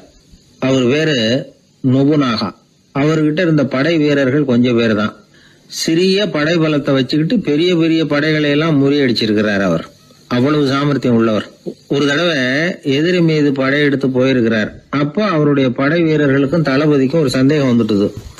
இந்த போர்ல நாம வெற்றி பெற முடியுமா அப்படிங்கிற சந்தேகம் இருந்தாலும் இதை எப்படி தலைவர்கிட்ட தெரிவிக்கிறது? ரொம்ப யோசனை பண்ணாங்க. கடைசியா கொஞ்சம் துணிச்சலை வரவழைச்சுக்கிட்டு மெதுவா கேட்டுட்டாங்க. அவரு பார்த்தார், சரி அதை நாம முடிவு செய்ய வேணாம். புத்த விகாரத்துக்கு போயிட்டு வருவோம், பூவா தலையா போட்டு பாத்துருவோம், என்ன வருதோ அது பிரகாரம் செயல்படுவோம். என்ன சொல்றீங்க? ஏன்னா போருக்கு செல்லும் பொழுது முழு மனசோட போகணும், ஊசலாட்டம் இருக்கக்கூடாது அப்படின்னார். தளபதியும் படை வீரர்களும் சரின்னு ஒத்துக்கிட்டாங்க. உடனே அவங்க எல்லாரும் அங்க பக்கத்துல இருந்த கோயிலுக்கு போனாங்களாம். தலைவர் உள்ள போனார். எல்லாரும் ஆவலோட வெளியில காத்துக்கிட்டு இருக்கிறாங்க. ரொம்ப நேரத்துக்கு அப்புறம் அவர் வெளியில வந்தார். தளபதி, துணை தளபதிகள் எல்லாரையும் கிட்டத்துல கூப்பிட்டார். அவங்க முன்னிலையில ஒரு தங்க காசை எடுத்தார். இத பாருங்க, இப்ப பூவா தலையா போட்டு பாத்துருவோம். பூ வந்தா தோத்துருவோம், தலை வந்தா ஜெயிச்சிருவோம். அதனால பூ விழுந்தா போர் வேணாம், அதை தவிர்த்துருவோம். தலை விழுந்ததுன்னா போருக்கு போவோம். விதி இப்போ நம்ம கையில தான் இருக்கு. இங்க என்ன தீர்ப்பு கிடைக்குதோ அது பிரகாரம் நடப்போம் அப்படின்னு சொல்லிவிட்டு தங்க காசு சுண்டி போட்டார். அது அப்படியே சுழன்று மேல போய் கணீர்னு தரையில வந்து விழுந்தது. எல்லாரும் ஆவலோடு அதை குனிஞ்சி பாக்குறாங்க. தலை விழுந்திருக்குது. ஒரே மகிழ்ச்சி, ஆரவாரம். அதுக்கப்புறம் அவங்களுக்கு சந்தேகம் வரவே இல்லை. அப்படியே உறுதியான ஒரு முடிவோட போருக்கு போனாங்க. வெற்றியோட திரும்பி வந்தாங்க. வெற்றி விழா நடக்குது. தளபதி பேசுறார். இந்த வெற்றியை காசுதான் முடிவு பண்ணிச்சு, அதனால விதியை வெல்ல யாரால முடியும் அப்படின்னார். சொல்லிவிட்டு உட்கார்ந்தார். அப்போ அந்த தலைவர் தன்கிட்ட இருந்த அந்த தங்க காசை எடுத்து ரகசியமா தளபதி கிட்ட கொடுத்தாராம். தளபதி அதை வாங்கி பாக்குறாரு. அந்த நாணயத்துல 2 பக்கமும் தலை தான் இருக்குது. இதுல இருந்து என்ன தெரியுதுன்னா, வெற்றியின் ரகசியம் என்னன்னா மன உறுதி தான். எதை செஞ்சாலும் மனக்குழப்பம் இருக்கக்கூடாது. எண்ணி துணிக கருமம், இது வள்ளுவர் வாக்கு. பரீட்சை ரிசல்ட் வர்ற சமயம் ஒரு பையன் ஒரு காசை சுண்டி போட்டு தலையா பூவா பாத்துக்கிட்டு இருந்தான். என்னப்பா பாஸா ஃபெயிலா பாக்குறியா அப்படின்னு கேட்டாங்க. பரீட்சை ரிசல்ட்டை பொறுத்த வரைக்கும் எனக்கு சந்தேகம் இல்லை சார் அப்படின்னா. அப்புறம் எதுக்கு இது அப்படின்னு கேட்டாங்க. ரிசல்ட் வந்த பிறகு எங்க அப்பா என்னை திட்டுறதோட விட்டுருவாரா இல்ல அடிப்பாரா அப்படிங்கறத தெரிஞ்சுக்கிறதுக்காக இது அப்படின்னு. ஒரே ஒரு ஊர்ல ஒரு ராஜா இருந்தார். அவரு ஒரு வித்தியாசமான ராஜா. எந்த வகையில வித்தியாசமானவர்னு கேட்டா, மக்கள் கிட்ட வரி வசூல் பண்றதுல கொஞ்சம் வித்தியாசமானவர். மற்ற மன்னர்கள் மாதிரி ஒரு நேரடியா வரி வசூல் பண்றது இல்ல, கொஞ்சம் மறைமுகமா அதை பண்ணுவார். அது எப்படின்னா, ஒவ்வொரு குடிமக்களுக்கும் மாசம் ஒரு மரக்கால் நெல்லு மக்கள் கொடுக்கறது இல்ல, ராஜா மக்களுக்கு கொடுப்பார். ஒரு மரக்கால் நெல்ல, அதாவது அரண்மனையில இருந்து ஒவ்வொரு வீட்டுக்கும் நெல் வந்து சேர்ந்துரும். அந்த ஒரு மரக்கால் நெல்லை இவங்க வாங்கிட்டு அதுக்கு பதிலா ஒரு மரக்கால் அரிசியை ராஜாவுக்கு திருப்பி கொடுக்கணும். இதுதான் அந்த ஊர் வழக்கம். ராஜா வந்து ஜனங்களுக்கு நெல்லை கொடுத்துட்டு அதுக்கு பதிலா அதே அளவு அரிசியா திருப்பி வாங்கிக்குவார். இதை தவிர வரி ஏதும் வசூல் பண்றது இல்ல. இப்படி ஒரு ராஜா. இது மேம்போக்கா பாக்குறதுக்கு ஏதோ சாதாரணமா தெரிஞ்சாலும் குடிமக்கள் ரொம்பவும் கஷ்டப்பட்டாங்க. ராஜா கொடுக்கற நெல்லையும் அரிசியாக்கணும், அதோட இன்னும் ஒரு பாதி அரிசியை இவங்க சேர்த்தும் கொடுத்தாகணும். மக்கள் வந்து ராஜாவை திட்ட ஆரம்பிச்சுட்டாங்க. இந்த ராஜா எப்ப சாவார் அப்படின்னு எதிர்பார்க்க ஆரம்பிச்சுட்டாங்க. ஏன்னா ரொம்ப கஷ்டப்படுத்துறாரு அப்படின்னு. பல பேர் அந்த ஊர்ல வீட்டை காலி பண்ணிவிட்டு வெளி தேசத்துக்கு போயிட்டாங்க. இங்க காலம் தள்ளுறது ரொம்ப கஷ்டம்னு. மக்கள் எதிர்பார்த்தது மாதிரியே நடந்தது. அந்த மன்னன் நோய் வந்து படுத்த படுக்கை ஆயிட்டான். ராஜா அப்படி சாக கிடக்குறாருன்னு தெரிஞ்சும் மக்கள் யாருமே வந்து பாக்கல. எப்படி பாப்பாங்க? அவர் தான் எப்ப போவாருன்னு பாத்துக்கிட்டு இருக்கிறாங்களே. என்னை ஏன் யாருமே வந்து பார்க்க மாட்டேங்கிறாங்க நம்ம குடிமக்கள்ல அப்படின்னு மந்திரி கிட்ட கேட்டார் ராஜா. நம்ம ஊர்ல மக்கள் எங்க இருக்காங்க பாக்குறதுக்குன்னாரு அவரு. ஏன் என்னாச்சு அவங்களுக்குன்னு கேட்டார். அமைச்சர் அப்பதான் அரசனுக்கு அவன் பண்ணின தவற வந்து சுட்டி காட்டினார். மக்களுக்கு இழைத்த கொடுமையை எடுத்து சொல்லி புரிய வச்சார். அதுக்கப்புறம் தான் மன்னருக்கு ஞானோதயம் வந்தது. செய்த பாவங்களை எண்ணி வருத்தப்பட்டான். மெதுவா அமைச்சர் பக்கம் திரும்பி, எங்க என் புள்ளன்னு கேட்டான். அவர் எங்கேயாவது ஊர் சுத்திக்கிட்டு இருப்பார், சூதாட்ட விடுதிகள்ல கிடப்பார் அப்படின்னாரு அமைச்சர். அவன் எங்க இருந்தாலும் உடனே அழைச்சிட்டு வாங்கன்னு உத்தரவு போட்டார் ராஜா. அடுத்த நாளே இளவரசனை கொண்டாந்து நிறுத்தினாங்க. தந்தையே, என்ன செய்யணும்னா சொல்லுங்க அப்படின்னு கேட்டான் இளவரசன். அவர் சொன்னார், மகனே, மக்களுக்கு வந்து நான் பொல்லாதவன் ஆயிட்டேன், அவங்க எல்லாம் என்ன நல்லவன்னு சொல்லணும். அப்படி அவங்கள சொல்ல வைக்க வேண்டியது உன்னோட பொறுப்புன்னார். தந்தையே, நீங்க வந்து கவலைப்படாதீங்க, உங்களை ரொம்ப ரொம்ப நல்லவர்னு மக்கள் சொல்லும்படியாக நான் செய்யறேன் அப்படின்னா பையன். அதுக்கப்புறம் கொஞ்ச நாள்ல பையன் பட்டத்துக்கு வந்தான். அவன் என்ன பண்ணான், வரி வசூல் பண்ற முறையில ஒரு மாற்றத்தை உண்டு பண்ணான். என்ன மாற்றம் பண்ணனான்னா, ஒவ்வொரு வீட்டுக்கும் ஒரு மரக்கால் உமிய கொடுக்கறது, அதுக்கு பதிலா ஒரு மரக்கால் அரிசியை வாங்கிக்கிறது. அப்பா என்ன பண்ணாரு, நெல்லை கொடுத்துட்டு அரிசியா வாங்கினார். இவன் மகன் உமிய கொடுத்துட்டு அரிசியா வாங்கினான். கொஞ்ச காலம் ஆச்சு. ஒரு நாள் மந்திரியை கூப்பிட்டு கேட்டான், அமைச்சரே, நம்ம ஊர் மக்கள் என்ன பேசிக்கிறாங்க அப்படின்னு. உங்க அப்பா ரொம்ப நல்லவன்னு பேசிக்கிறாங்க அப்படின்னாரு அமைச்சர். எப்படி இருக்கு பாருங்க, இவன் பண்ற கொடுமையில அப்பன்காரன் ரொம்ப நல்லவன் ஆயிட்டான். அதாவது இளவரசனை விட பழைய மன்னரே ரொம்ப நல்லவர், ரொம்ப பாதி கஷ்டம் தான் இது முழு கஷ்டம்ங்கிறது மாதிரி ஆயிட்டுது. எப்படியோ அப்பாவுக்கு கொடுத்த வாக்க புள்ள காப்பாத்தி விட்டான். அதாவது மன்னர் ரொம்ப நல்லவர்னு சொல்ல வைக்கிறேன்னு தானே சொன்னான், அதே மாதிரி சொல்ல வச்சுட்டான். இந்த காலத்துல இது மாதிரி அப்பாவுக்கு உதவுற பிள்ளைகள் உண்டு. ஒரு பிள்ளையாண்டான்னு சொன்னான், நான் எங்க அப்பாவுக்கு ரொம்ப ரொம்ப உதவியா இருக்கிறேன் அப்படின்னா. அப்படியா, உங்க அப்பாவுக்கு ரொம்ப உதவியா இருக்கிறியா அப்படின்னா, உங்க அப்பா என்ன செஞ்சுட்டு இருக்காருன்னு கேட்டேன். சும்மாதான் இருக்கிறார் அப்படின்னா அவன். சும்மா இருக்கிறதுக்கு இவன் உதவியா இருக்கிறானா? இப்படி இருக்கிறாங்க. அதாவது நல்லவன் அப்படின்னு பேர் வாங்குறது ரொம்ப கஷ்டம். அதை எந்த வகையில வாங்கணும்னு முடிவு பண்றதுதான் முக்கியம். அதனால வாழ்க்கையில நாம மன்னரா இருந்தாலும் சரி, சாதாரண மக்களா இருந்தாலும் சரி, நல்லவன் அப்படிங்கிற பேர் வாங்குறது ரொம்ப முக்கியம். அப்படி நல்லவன்கிற பேர் வாங்கிட்டா வாழ்க்கை ரொம்ப சுலபமா அமையும். ஒரு சீடன் வெளியூர் புறப்படுறதுக்கு தயாரா இருந்தான். ரொம்ப தூரம் போக போறான். திரும்பி வர நாளாகும். புறப்படுறதுக்கான ஆயத்த வேலைகள்ல ஈடுபட்டு இருந்தான். அந்த சமயம் பார்த்து இன்னொரு சீடன் அவங்கிட்ட வந்தான். நம்ம குரு உன்னை அழைச்சிட்டு வர சொன்னார், வா அப்படின்னு கூப்பிட்டான். இவன் உடனே புறப்பட்டு போனான். குருநாதரை பார்த்தான். அவரு காலில் விழுந்து வணங்கினான். வணங்கிவிட்டு எழுந்திரிச்சான். அவ்வளவுதான். குரு ஏதாவது உபதேசம் பண்ணுவாருன்னு எதிர்பார்த்தான். ஆனா நடந்தது என்ன தெரியுமா? குரு அவனுக்கு ஓங்கி ஒரு அடி கொடுத்தார். எதிர்பாராம இந்த அடியை வாங்கினதும் அந்த சீடன் அதிர்ந்து போயிட்டான். பக்கத்துல இருந்த மற்ற சீடர்களும் திகைச்சு போய் நின்னுட்டாங்க. அடி வாங்கின சீடனுக்கு மனசுக்குள்ள குழப்பம். நாம என்ன தப்பு பண்ணணும், புறப்படுற நேரத்துல இப்படி குரு கிட்ட அடி வாங்குற மாதிரி ஆயிட்டுதே அப்படின்னு நினைச்சு மனசுக்குள்ள ரொம்ப வேதனைப்பட்டான். கொஞ்சம் துணிச்சலை வரவழைச்சுக்கிட்டு குருநாதர்கிட்டயே கேட்டுட்டான், சுவாமி, நான் என்ன தப்பு பண்ணினேன்? என்ன இப்படி அடிச்சுட்டீங்களே, ஒரு வார்த்தை கூட உங்களை எதிர்த்து நான் பேசினது இல்லையே, இவ்வளவு காலமா உங்க விருப்பத்துக்கு விரோதமா ஒரு காரியம் கூட நான் செஞ்சது இல்லையே, வந்ததும் வராததுமா ஒண்ணுமே சொல்லாம என்ன அடிச்சுட்டீங்களே, குருவே, நான் செஞ்ச குற்றம் தான் என்ன அப்படின்னு கண்ணீரோட பரிதாபமா கேட்டானா அந்த சீடன். ஆனா அந்த குரு முகத்துல கொஞ்சம் கூட கோபம் இல்லை. அவர் சிரிச்சுக்கிட்டே நின்னுகிட்டு இருந்தாராம். அதுக்கப்புறம் சொன்னாராம், என்னுடைய அருமை சீடனே, நீ ஒரு தவறும் பண்ணல. நான் உன்னை அடிச்சது நீ ஏதோ தப்பு பண்ணிவிட்டேங்கிறதுக்காக இல்ல. நீண்ட பயணம் போக போறேன், ஞாபகமா ஏதாவது கொடுத்து அனுப்ப வேணாமா? நீ ஞானம் பெற்ற பிறகுதான் திரும்பி வர போறேங்கிறது எனக்கு தெரியும். அதுக்கு பிறகு உன்னை அடிக்க முடியுமா? அதனால இப்ப கிடைச்சிருக்கிற இந்த வாய்ப்பை பயன்படுத்திக்கிட்டேன். அப்போதைக்கு இப்பவே அடிச்சுட்டேன், அவ்வளவுதான், வேற ஒண்ணும் இல்லை அப்படின்னாராம். குரு சிரிச்சுக்கிட்டே இப்படி சொல்றார். இருந்தாலும் இதுவும் ஒரு உபதேசம் தான். அதிர்ச்சிகளால விழிப்படைய வைக்கிறதும் ஒரு வழிதான். இது ஜென் வழி. பெரும்பாலும் அதிர்ச்சியின் மூலமாகவே ஞான தரிசனத்தை அருள்கிறவர்கள் தான் ஜென் குருமார்கள். நம்ம தியானம் தான் ஜென். இந்தியாவிலிருந்து இது சீனாவுக்கு போய் கொஞ்சம் பேர் மாறி வளம் பெற்று ஜப்பான்ல ஜென் ஆகி வளர்ந்துருக்குது, அவ்வளவுதான். ஜென்கிறது தியானம். எதை நினைச்சும் தியானிக்கிறது இல்ல, எல்லாத்திலையும் தியானம் இருக்கிறதா சொல்லுது ஜென். பேசுறது, இருக்கிறது, நடக்கிறது, சாப்பிடுறது, சிரிக்கிறது, தூங்குறது, தொழில் செய்யறது அல்லது சும்மா இருக்கிறது எல்லாமே தியானம் தான். ஜென்கிறது ஒரு சுய தரிசனம்.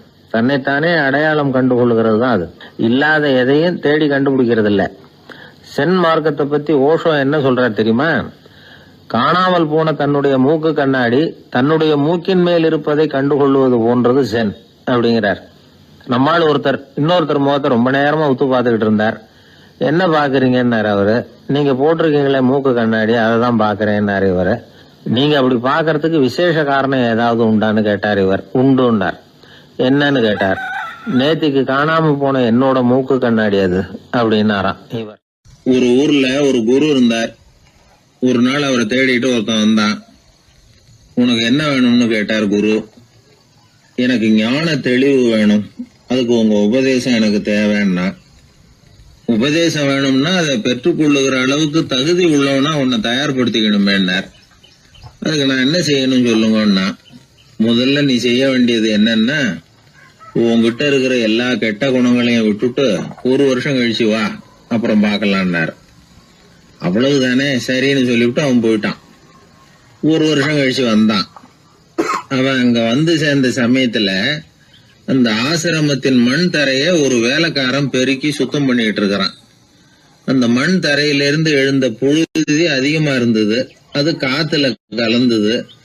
சீடனையே மறைக்கிற அளவுக்கு ஆயிட்டுது. ஒரே புழுதி மயம். சீடனுக்கு கோபம் வந்துட்டுது. அந்த வேலைக்காரனை அடிக்கிறதுக்காக கைய வாங்கிட்டு போனான். அவன் ஓடி போய் குரு கிட்ட சொல்லிவிட்டான், குருவே, உங்க உத்தரவுப்படிதான் நான் தரையை சுத்தம் பண்ணேன். ஆனா அந்த ஆளு என்ன அடிக்க வர்றான் அப்படின்னா. குரு பார்த்தார். அந்த சீடனை கூப்பிட்டார். இத பாருப்பா, உன்னுடைய எண்ணங்கள்ல பாம்பு புகுந்துட்டுது. அதையெல்லாம் விரட்டி அடிச்சு விட்டு ஒரு வருஷம் கழிச்சு வா, அதுக்கப்புறம் பார்க்கலான்னுட்டார்.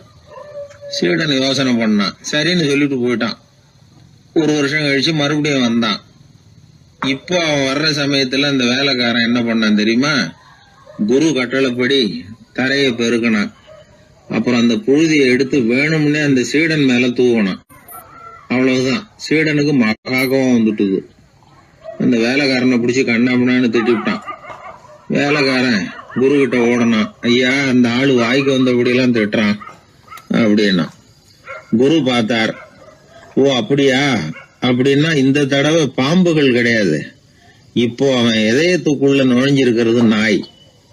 அதை விரட்டி அடிச்சு விட்டு இன்னும் ஒரு வருஷம் கழிச்சு அவனை வர சொல், அப்புறம் பார்க்கலாம் அப்படின்னு சொல்லி அனுப்பி வச்சுட்டார். சீடன் திரும்பி போயிட்டான். ஒரு வருஷம் கழிச்சு மறுபடியும் வந்தான். இப்ப அவன் வர்றப்போ என்ன செய்யணுங்கிறத அந்த வேலைக்காரங்கிட்ட குரு ஏற்கனவே சொல்லி வச்சிருக்கிறார். அது பிரகாரமே அவன் பண்ணனான். அவன் என்ன செஞ்சான் தெரியுமா? கூட்டி பெருக்கின புழுதியை எல்லாம் ஒரு வாளி தண்ணியில போட்டு நல்லா கலக்கி அந்த சீடன் தலையில ஊத்தினான். இவ்வளவு செஞ்சும் இந்த தடவை அவனுக்கு கோபமே வரல.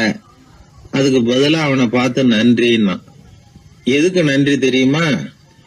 எதையும் சகிச்சுக்கிட்டு அமைதியா இருக்கும் குணத்தை கற்றுக்கொள்வதற்கு உதவியா இருந்ததுக்காக அந்த வேலைக்காரனுக்கு நன்றி. இத கேள்விப்பட்ட உடனே அந்த குரு ஓடி வந்தார். இவனை கட்டி பிடிச்சுக்கிட்டார். இனிமே நான் உனக்கு உபதேசம் பண்ணலாம், அதுக்கான தகுதி உனக்கு வந்துட்டுதுன்னார். இதுல இருந்து என்ன தெரியுது? ஒருத்தர்கிட்ட உபதேசம் வாங்கணும்னா கூட அதுக்குன்னு ஒரு தகுதி நமக்கு தேவைப்படுது. சகிப்புத்தன்மை ஒவ்வொரு மனிதனுக்கும் தேவைதான். இந்த காலத்துல ஒரு குரு, அவரை தேடி ஒருத்தன் வந்தான். குரு அவனை நிமிர்ந்து பார்த்துட்டு சொன்னார், நீ முதல்ல சகிப்புத்தன்மையை வளர்த்துக்கிட்டு அதுக்கப்புறம் என்கிட்ட வாழ்னார்.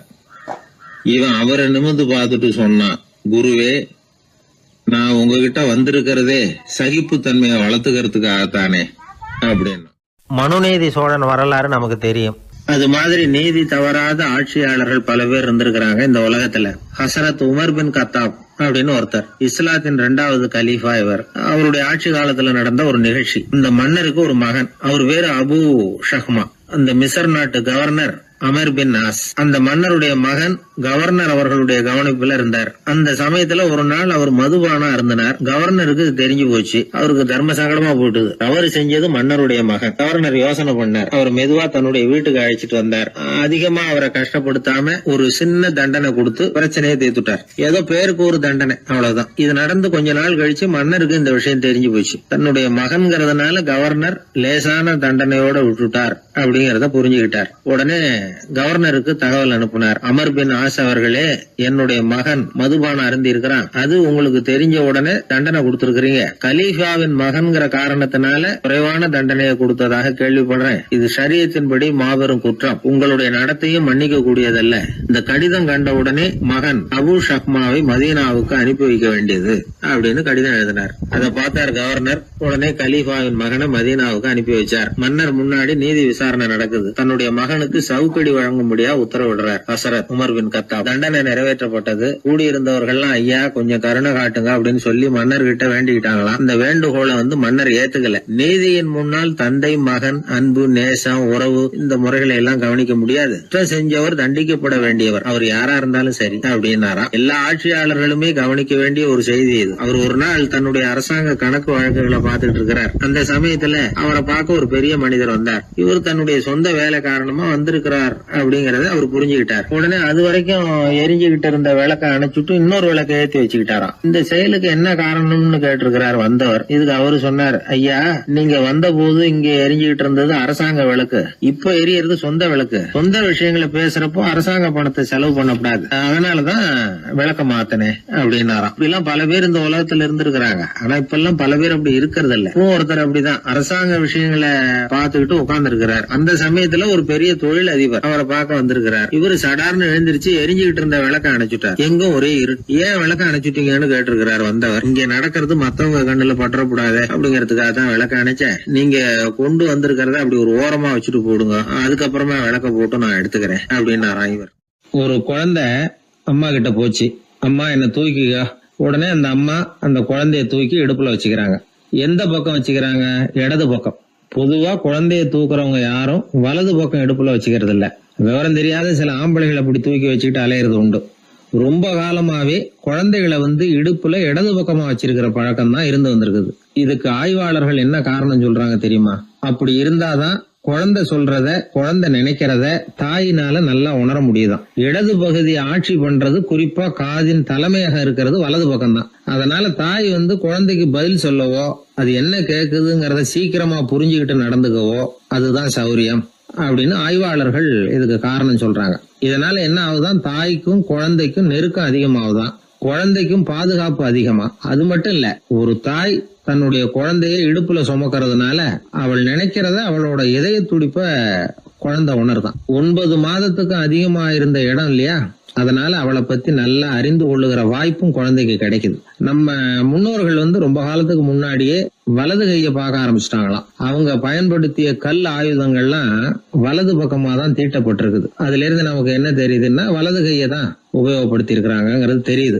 இப்படி எல்லாம் இருந்தா கூட இன்னைக்கு நம்மள 10ல் ஒருத்தருக்கு ஒரு பழக்கம் உண்டு, அது இடது கை பழக்கம். ஆனாலும் 2 கைகளும் ஒற்றுமையா இருக்கிறதுக்கு தான் ரொம்பவும் முயற்சி பண்ணுதான். இப்போ வலது கை பழக்கம் உள்ளவங்க பேசுறதுக்கு, எழுதுறதுக்கு செயல்படுத்துற தலைமையகம் தலையின் பின்புறம் பிடரியில் இருக்குது.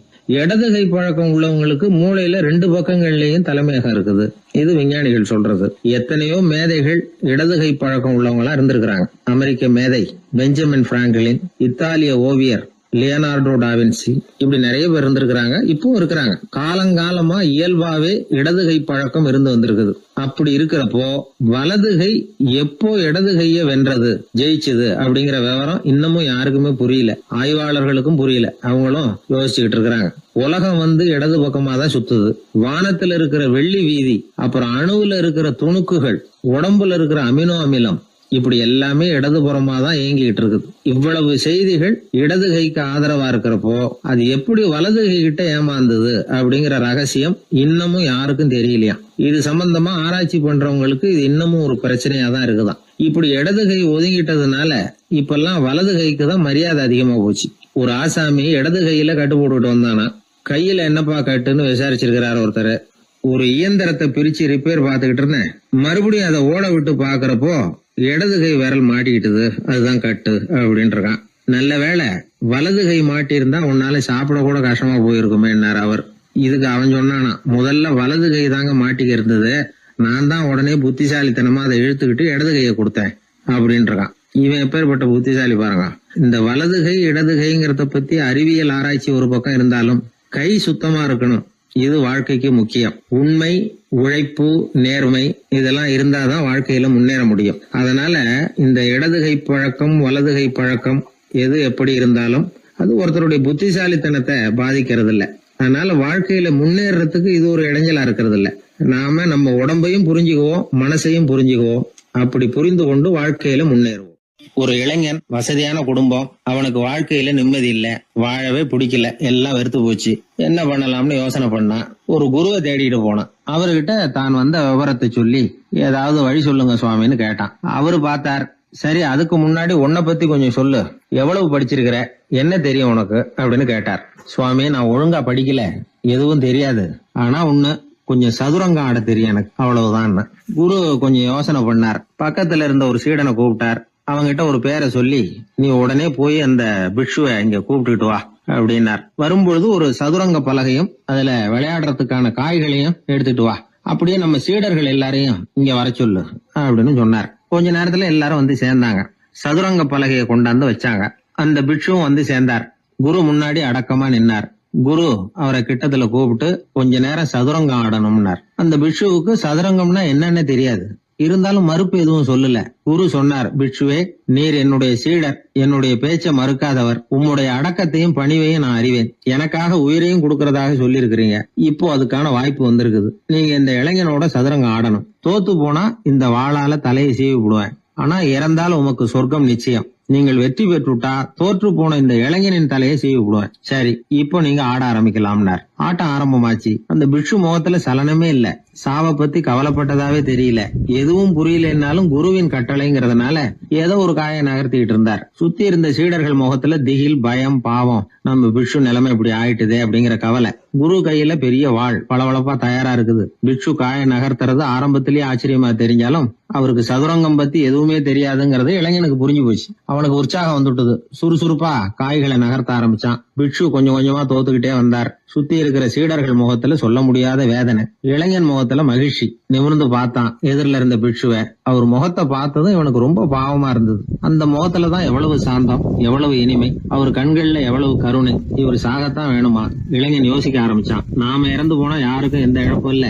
வீணாகி போன தன்னுடைய வாழ்வும் சாவும் யாரையும் பாதிக்க போறதில்ல. ஆனா துறவியும் ஞானியுமான கருணை மிக்க இந்த பிட்சு இறந்தா அது எவ்வளவு பெரிய இழப்பு. அதுக்கு நாம காரணமா இருக்கிறதா அப்படின்னு நினைச்சு பார்த்தான் அந்த இளைஞன். உடனே கண்ணாமண்ணான்னு விளையாட ஆரம்பிச்சுட்டான். அதாவது தான் தோத்து போகணுங்கிறதுக்காகவே. ஆட்டத்தை கூர்ந்து கவனிச்சுக்கிட்டு இருந்த குரு திடீர்னு சதுரங்க பலகையை கழுத்து தள்ளினார். காய்கள்லாம் செதறி போட்டுது. எல்லாரும் திகைச்சு போட்டாங்க. யாருக்கும் வெற்றி தோல்வி இல்லைன்னு அறிவிக்கிறேன்னார் குரு. தம்பி, உன்னுடைய மன ஒருமைப்பாட்டை கவனிச்சேன்.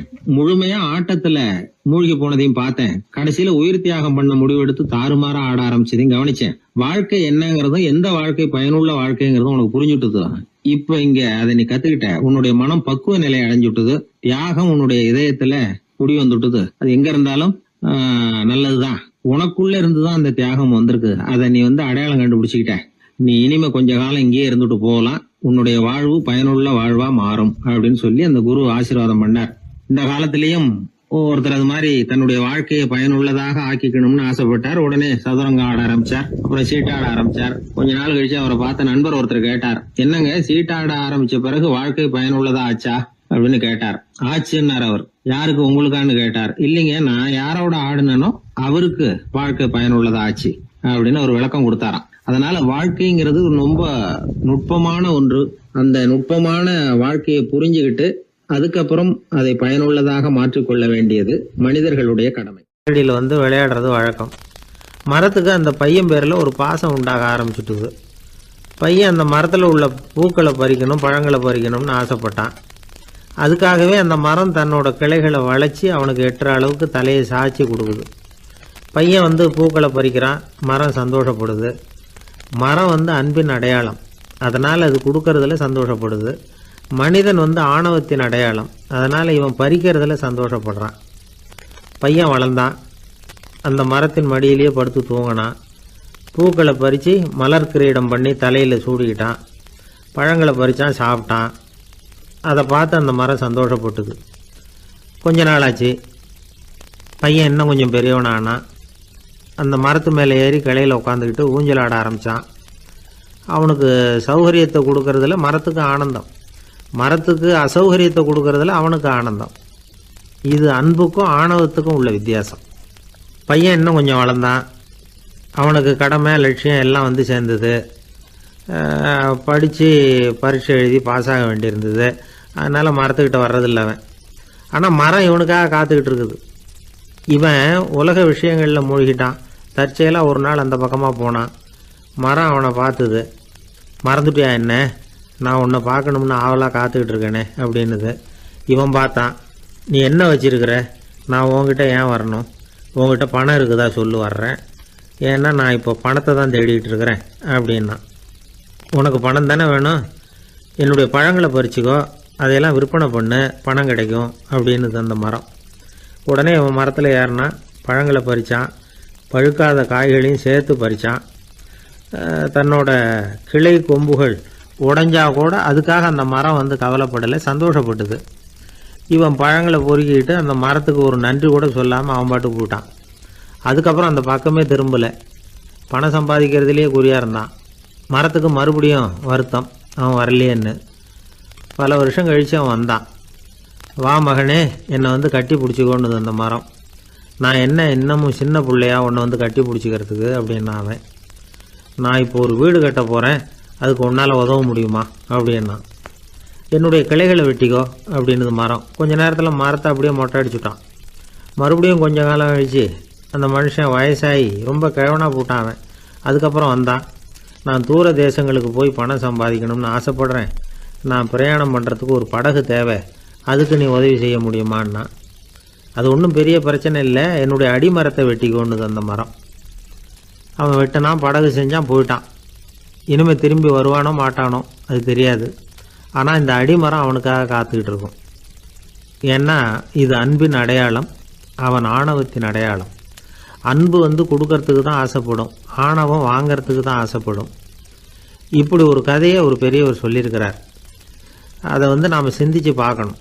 எல்லாமே நாற்காலிக்கு ஆசைப்படாதவர்கள் அப்படின்னு சொல்லிட முடியாது.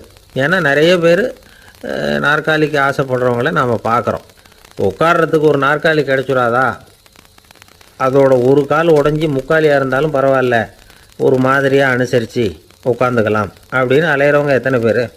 இந்த காலத்தில் மட்டும்தான் அப்படின்னு இல்லை, அந்த காலத்துலேயும் இதே மாதிரி ஆசைகள் சபலங்கள் இருந்திருக்கும் போல இருக்குது. பரமசிவன் வந்து வசிஷ்டருக்கு ஒரு விசேஷமான ஆசனத்தை கொடுத்துருந்தாராம். சரி, அப்படி என்ன அதில் விசேஷம்னா, வசிஷ்டர் ஒரு குறிப்பிட்ட இடத்துக்கு போகணும்னு நினச்சி புறப்படுறாருன்னு வச்சுக்கோங்க. அவருக்கு முன்னாடியே இந்த ஆசனம் புறப்பட்டுரும். போய் ஒரு வசதியான இடமா பார்த்து இருந்துக்கும். வசிஷ்டர் போவார். அங்கே போனதும் எங்கே உட்காரலாம்ங்கிற இட பிரச்சனையெல்லாம் அவருக்கு ஏற்படுறதில்ல. அதுதான் இவருடைய இருக்கை வந்து அங்கே முன்னாடியே போய் காத்துக்கிட்டு இருக்குதே. நேராக போவார், அதில் உட்காந்துக்குவார். மற்ற முனிவர்கள்லாம் இதை பார்த்தாங்க. அவங்களுக்கு பொறாமையாக இருந்து தான் எல்லோரும் ஒரு இடத்துல கூடி இதை பற்றி பேசியிருக்கிறாங்க. என்ன இது, நாமளும் அவரை மாதிரி தானே இருக்கிறோம், இருந்தாலும் நமக்கும் அது மாதிரி ஒரு ஆசனம் கிடைக்கலையே அப்படின்னு யோசனை பண்ணியிருக்காங்க. சரி, நேராக பரமசிவன்கிட்டே போவோம், இதை பற்றி கேட்போம் அப்படின்னு நினச்சிக்கிட்டு போனாங்களாம். பரமசிவனை பார்த்துருக்குறாங்க. ஐயா, நாங்களும் முனிவர்கள் தானே, வசிஷ்டர் பண்ணுறது மாதிரி நாங்களும் உங்களை குறித்து கடும் தவம் பண்ணிக்கிட்டு தானே இருக்கிறோம். அப்படி இருக்கும்பொழுது அவருக்கு மட்டும் ஏன் இந்த விசேஷ சலுகை அப்படின்னு கேட்டிருக்காங்க. அதுக்கு பரமசிவன் சொன்னாராம், முனிவர்களே, உங்கள் கேள்விக்கு நான் பதில் சொல்கிறேன், ஆனால் அதுக்கு முன்னாடி நீங்கள் ஒரு காரியம் பண்ணணும்னாராம். என்ன செய்யணும் சொல்லுங்கன்றிருக்காங்க. நீங்கள் ஒவ்வொருத்தரும் தனித்தனியாக போய் உங்களை விட உயர்ந்த ஒருத்தரை தேடி கண்டுபிடிச்சி அவருக்கு அதிதி பூஜை பண்ணி அவரை ஒரு மண்டலத்துக்குள்ளே என்கிட்ட அழைச்சிட்டு வந்துருங்க அப்படின்னாராம். சரின்னு எல்லாரும் புறப்பட்டுருக்காங்க. அவங்க போனதுக்கப்புறம் நந்தி தேவனை அழைச்சி வசிஷ்டரை கூப்பிட்டுக்கிட்டு வர சொன்னாராம். அவர் வந்தார், வணங்கினார்.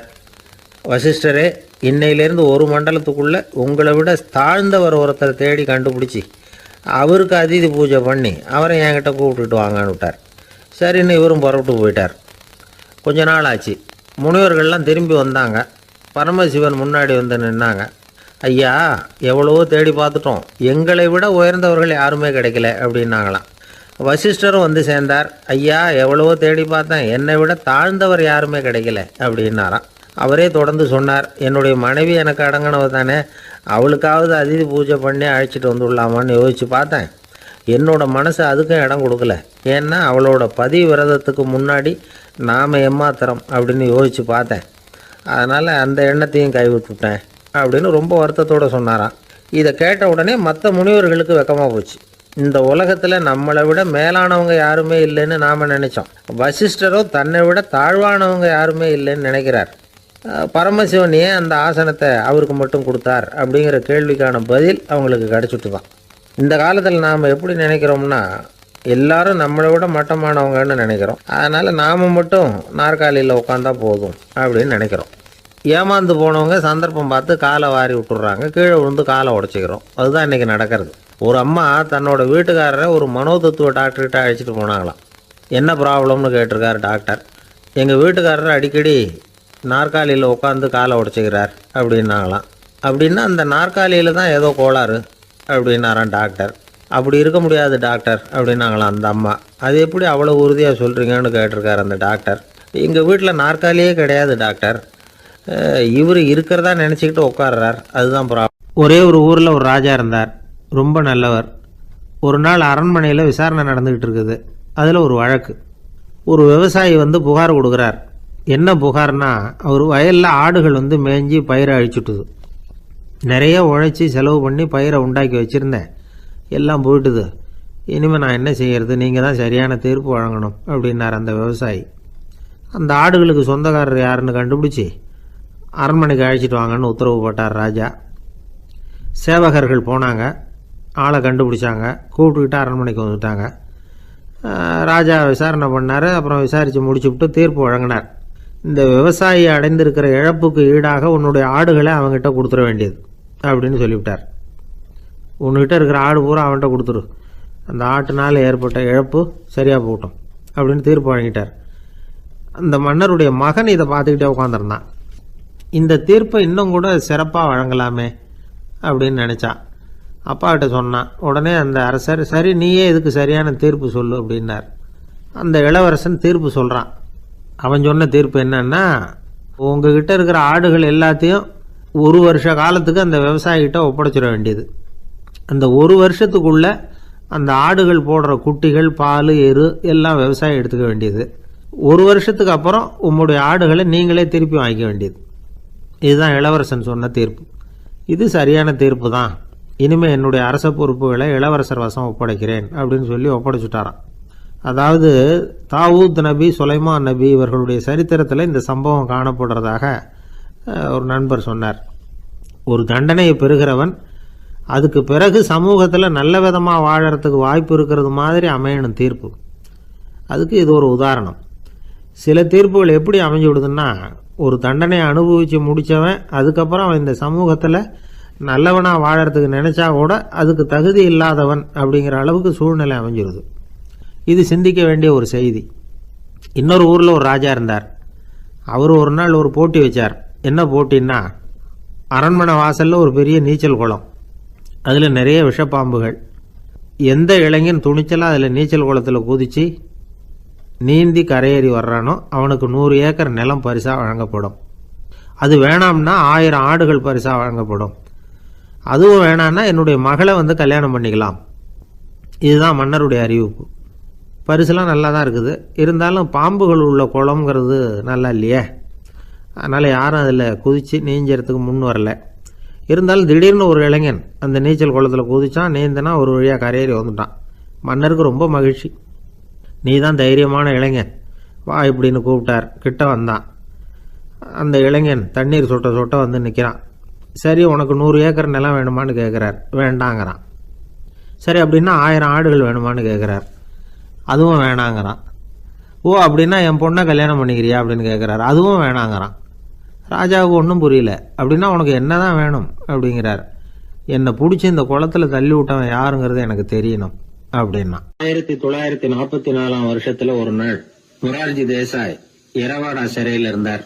காவல்துறை உயர் அதிகாரி ஒருத்தர் வரார். மொரார்ஜி தேசாய சிறை அதிகாரி அலுவலகத்துக்கு அழைச்சிட்டு போறார். சிறை அதிகாரி ஒரு தகவலை சொல்றார். உங்க நண்பர் மங்கள்தாஸ் பக்வாசா அப்படிங்கிறவர் நாசிக் சிறையில அடைக்கப்பட்டிருந்தார். அவருக்கு உடல் நலம் ரொம்ப பாதிக்கப்பட்டதுனால அவரை சிறையிலிருந்து பம்பாயில உள்ள ஹரிகிருஷ்ணன் தாஸ் மருத்துவமனைக்கு கொண்டுகிட்டு போயிருக்கிறாங்க.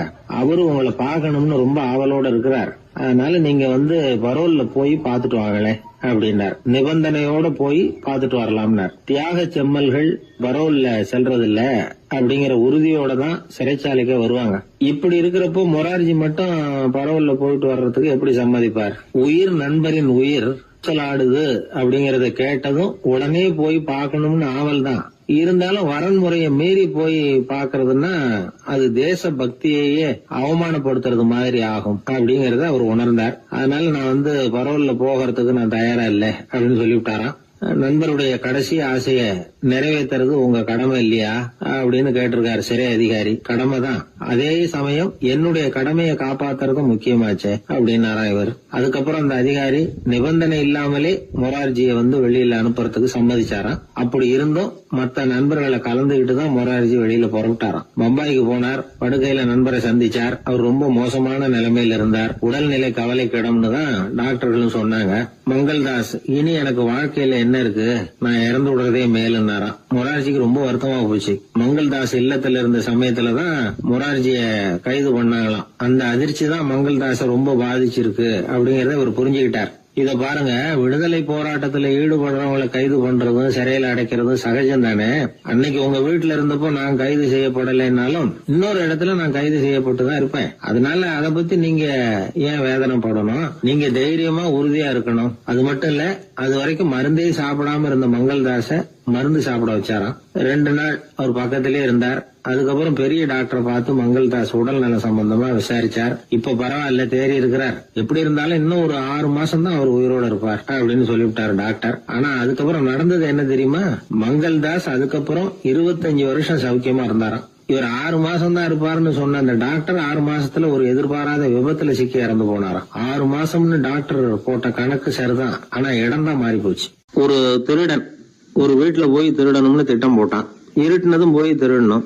ஆனா ராத்திரி ஆனா வாசல் கதவை சாத்தி உள்பக்கம் தாழ்பால் போட்டுருவாங்களே, என்ன பண்றது, எப்படி வீட்டுக்குள்ள போறது? இவன் யோசனை பண்ண ஒரு முடிவுக்கு வந்தான். சரி, பகல் நேரத்திலேயே யாருக்கும் தெரியாம அந்த வீட்டுக்குள்ள நுழைஞ்சிருவோம். அங்க போய் எங்கேயாவது ஒளிஞ்சுக்குவோம். இருட்டுற வரைக்கும் பேசாம இருப்போம். ராத்திரி எல்லாரும் தூங்கினதுக்கு அப்புறம் நைஸா போய் பீரோவை திறந்து இருக்கிறது பூரா எடுத்துக்கிட்டு ஓடியாந்துடலாம் அப்படின்னு திட்டம் போட்டான். அதே மாதிரி ஒரு நாள் மத்தியானத்துக்கு மேல அந்த வீட்டுக்காரன் எங்கேயோ வெளியில புறப்பட்டு போனான். வீட்டுக்கார அம்மா அடுப்பங்கரையில என்னவோ சமைச்சுக்கிட்டு இருந்தாங்க. திருடன் பார்த்தான். இதுதான் சமயம்னு அந்த வீட்டுக்குள்ள மெதுவா நுழைஞ்சிட்டான். எங்க ஒளியலாம்னு பார்த்தா வலது பக்கம் ஒரு ரூம் இருந்தது. அங்க போனான். அங்க ஒரு படுக்கை அறை, அங்க ஒரு பெரிய கட்டில் இருந்தது. அதுக்கு அடியில போய் பதுங்கிட்டான். இருட்டுனது நம்ம வேலையை ஆரம்பிக்கலாம், அது வரைக்கும் பொறுமையா இருக்கணும் அப்படின்னு சொல்லி பேசாம வாயை மூடிட்டு கம்முன்னு இருக்கிறான். ரொம்ப நேரம் கழிச்சு வெளியில போயிருந்த வீட்டுக்காரன் திரும்பி வந்தான். சாப்பிட்டான். லைட்டை நிறுத்தி விட்டு படுத்துட்டான். அந்த அம்மாவும் வேலையெல்லாம் முடிச்சுட்டு வந்து படுத்துட்டாங்க. நடு ராத்திரி, விடி விளக்கு லேசா எரிஞ்சுகிட்டு இருக்கு. வீட்டுக்காரன் லேசா கண்ணை முழிச்சான். கட்லுக்கு நேரா எதிரில ஒரு கண்ணாடி. அதுல பாக்குறான், கட்லுக்கு கீழே ஒரு திருடன் ஒளிஞ்சு இருக்கிறது தெரிஞ்சு போச்சு. உடனே அவன் திருடன் திருடன்னு சத்தம் போடல, யோசனை பண்ணான். மேஜையில இருக்கிற கத்தி எடுத்து கையில வச்சுக்குவோமா அப்படின்னு யோசனை பண்ணான். இந்த சந்தர்ப்பத்துல கத்திய உபயோகப்படுத்துறத விட புத்திய உபயோகப்படுத்துறது தான் சாமர்த்தியம் அப்படின்னு நினைச்சான். உடனே அது பிரகாரம் செயல்பட ஆரம்பிச்சிட்டான். என்ன பண்ணான் தெரியுமா? எதையும் வெளியில காட்டிக்காம ரொம்ப சர்வசாதாரணமா தன்னுடைய மனைவி கிட்ட பேச ஆரம்பிச்சான். மனைவியும் புத்திசாலி, அதனால அவங்களுக்கு தெரியும். அவங்களும் வீட்டுக்காரர் கேட்ட கேள்விக்கு பொருத்தமா பதில் சொல்ல ஆரம்பிச்சாங்க. இவன் கேட்டான், இத பாரு, நமக்கு குழந்தை பிறந்தா அதுக்கு கிருஷ்ணமூர்த்தின்னு தான் பேர் வைக்கணும் அப்படின்னா. அதெல்லாம் முடியாது. ஆம்பளை பிள்ளையா இருந்தா ஏகாம்பரம், பொம்பளை பிள்ளையா இருந்தா பங்கஜவல்லி, இதுதான் அவங்க மாமனார் மாமியார் பேர், அதான் வைக்கணும் அப்படின்னாங்க அந்த அம்மா. அதெல்லாம் முடியாது, நான் முடிவு பண்ணிவிட்டேன் கிருஷ்ணமூர்த்தின்னு கத்தனா அவன். இல்ல ஏகாம்பரம் பங்கஜவல்லின்றது இந்த அம்மா. வாதம் முத்தி போச்சு. கிருஷ்ணமூர்த்தி கிருஷ்ணமூர்த்தி கிருஷ்ணமூர்த்தின்னா அவன். ஏகாம்பரம் பங்கஜவல்லி ஏகாம்பரம் பங்கஜவல்லின்னு இவங்க கத்துறாங்க. ஒரே சத்தமா போச்சு. இத கேட்டதும் பக்கத்து வீட்டுல இருந்தவங்க, எழுத்த வீட்டுல இருந்தவங்க எல்லாம் எழுந்திரிச்சு ஓடி வந்து இவங்க வீட்டு கதவை தட்ட ஆரம்பிச்சுட்டாங்க. தட தடன்னு. இவன் சாவகாசமா எழுந்திரிச்சு போய் கதவை திறந்தான்.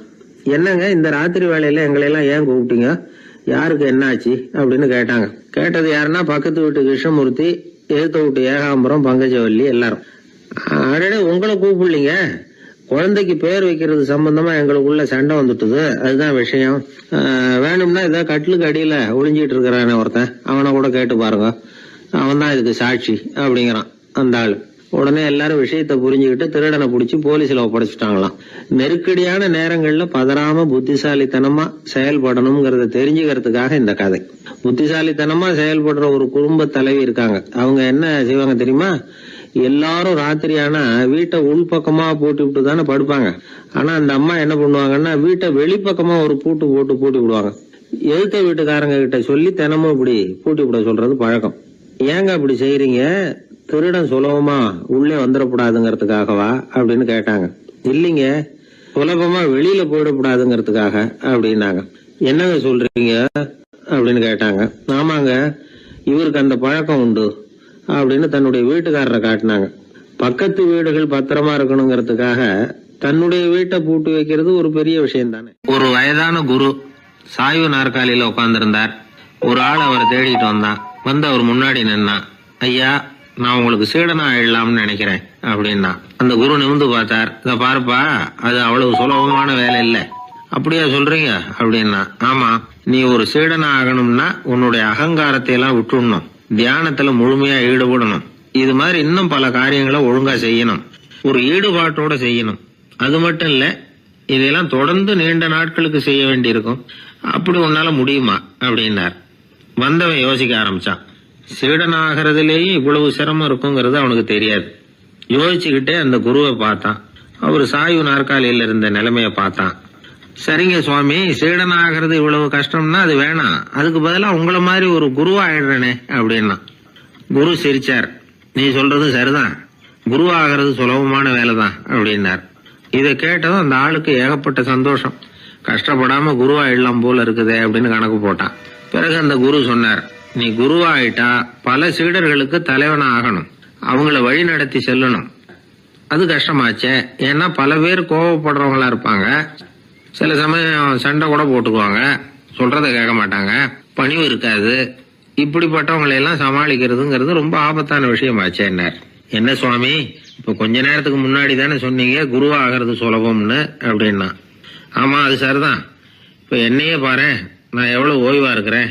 ஆனா ஒண்ணு, ஒருத்தன் பல சீடர்களை வழி நடத்தி செல்லணும், அல்லது ஒரு சீடன் ஆயிடணும். இப்படி ரெண்டுல ஒண்ணு ஆனாதான் நல்லது அப்படின்னாரு அவரு. அவன் இப்ப ரொம்ப குழம்பி போயிட்டான். ஏன்னா மாத்தி மாத்தி ஒவ்வொரு விதமா சொல்றாருன்னு. சுவாமி, நீங்க சொல்றத பார்த்தா ரெண்டுமே கஷ்டமான காரியமா தான் தோணுது.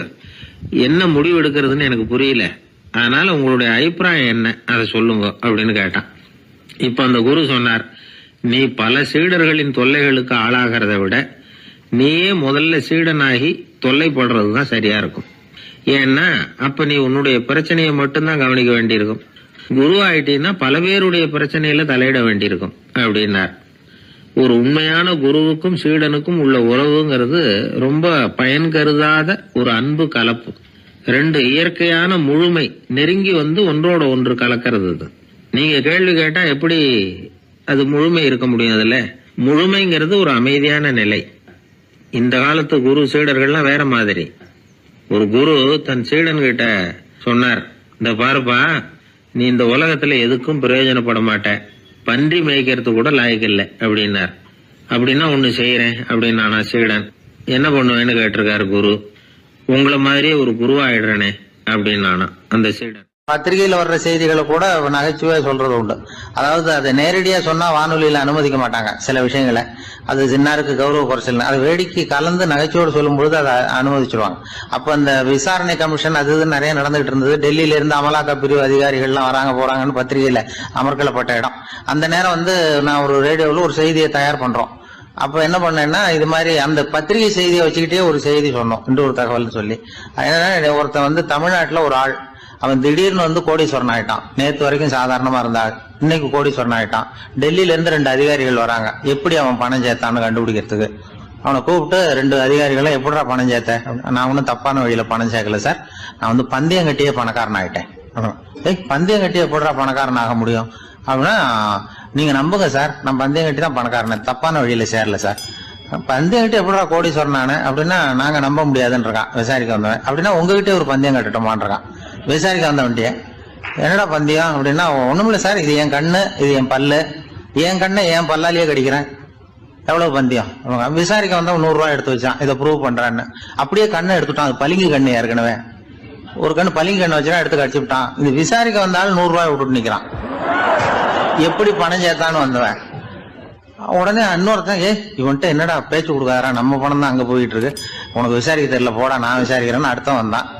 அது நீ ஒழுங்கா சொல்றேன், எப்படிடா பணம் சேர்த்தேன் சார், நீங்க கொஞ்சம் புத்திசாலியா தெரியுது அவரை விட, நீங்களாவது நம்புங்க சார், பந்தயம் கட்டி தான் பணம் சேர்த்தேன், நான் நம்ப முடியாது. அப்படின்னா உங்ககிட்ட இன்னொரு பந்தயம் கட்டட்டுமா அப்படின்றான். வேண்டாம், அவனை ஏமாத்தி விட்டேன் அதனால வேண்டான்றான். இல்ல சார், அவரு ஏமாந்தது பொய் கண்ணு, பளிங்கு கண்ணுன்னு தெரியாது, ஏமாந்துட்டார்.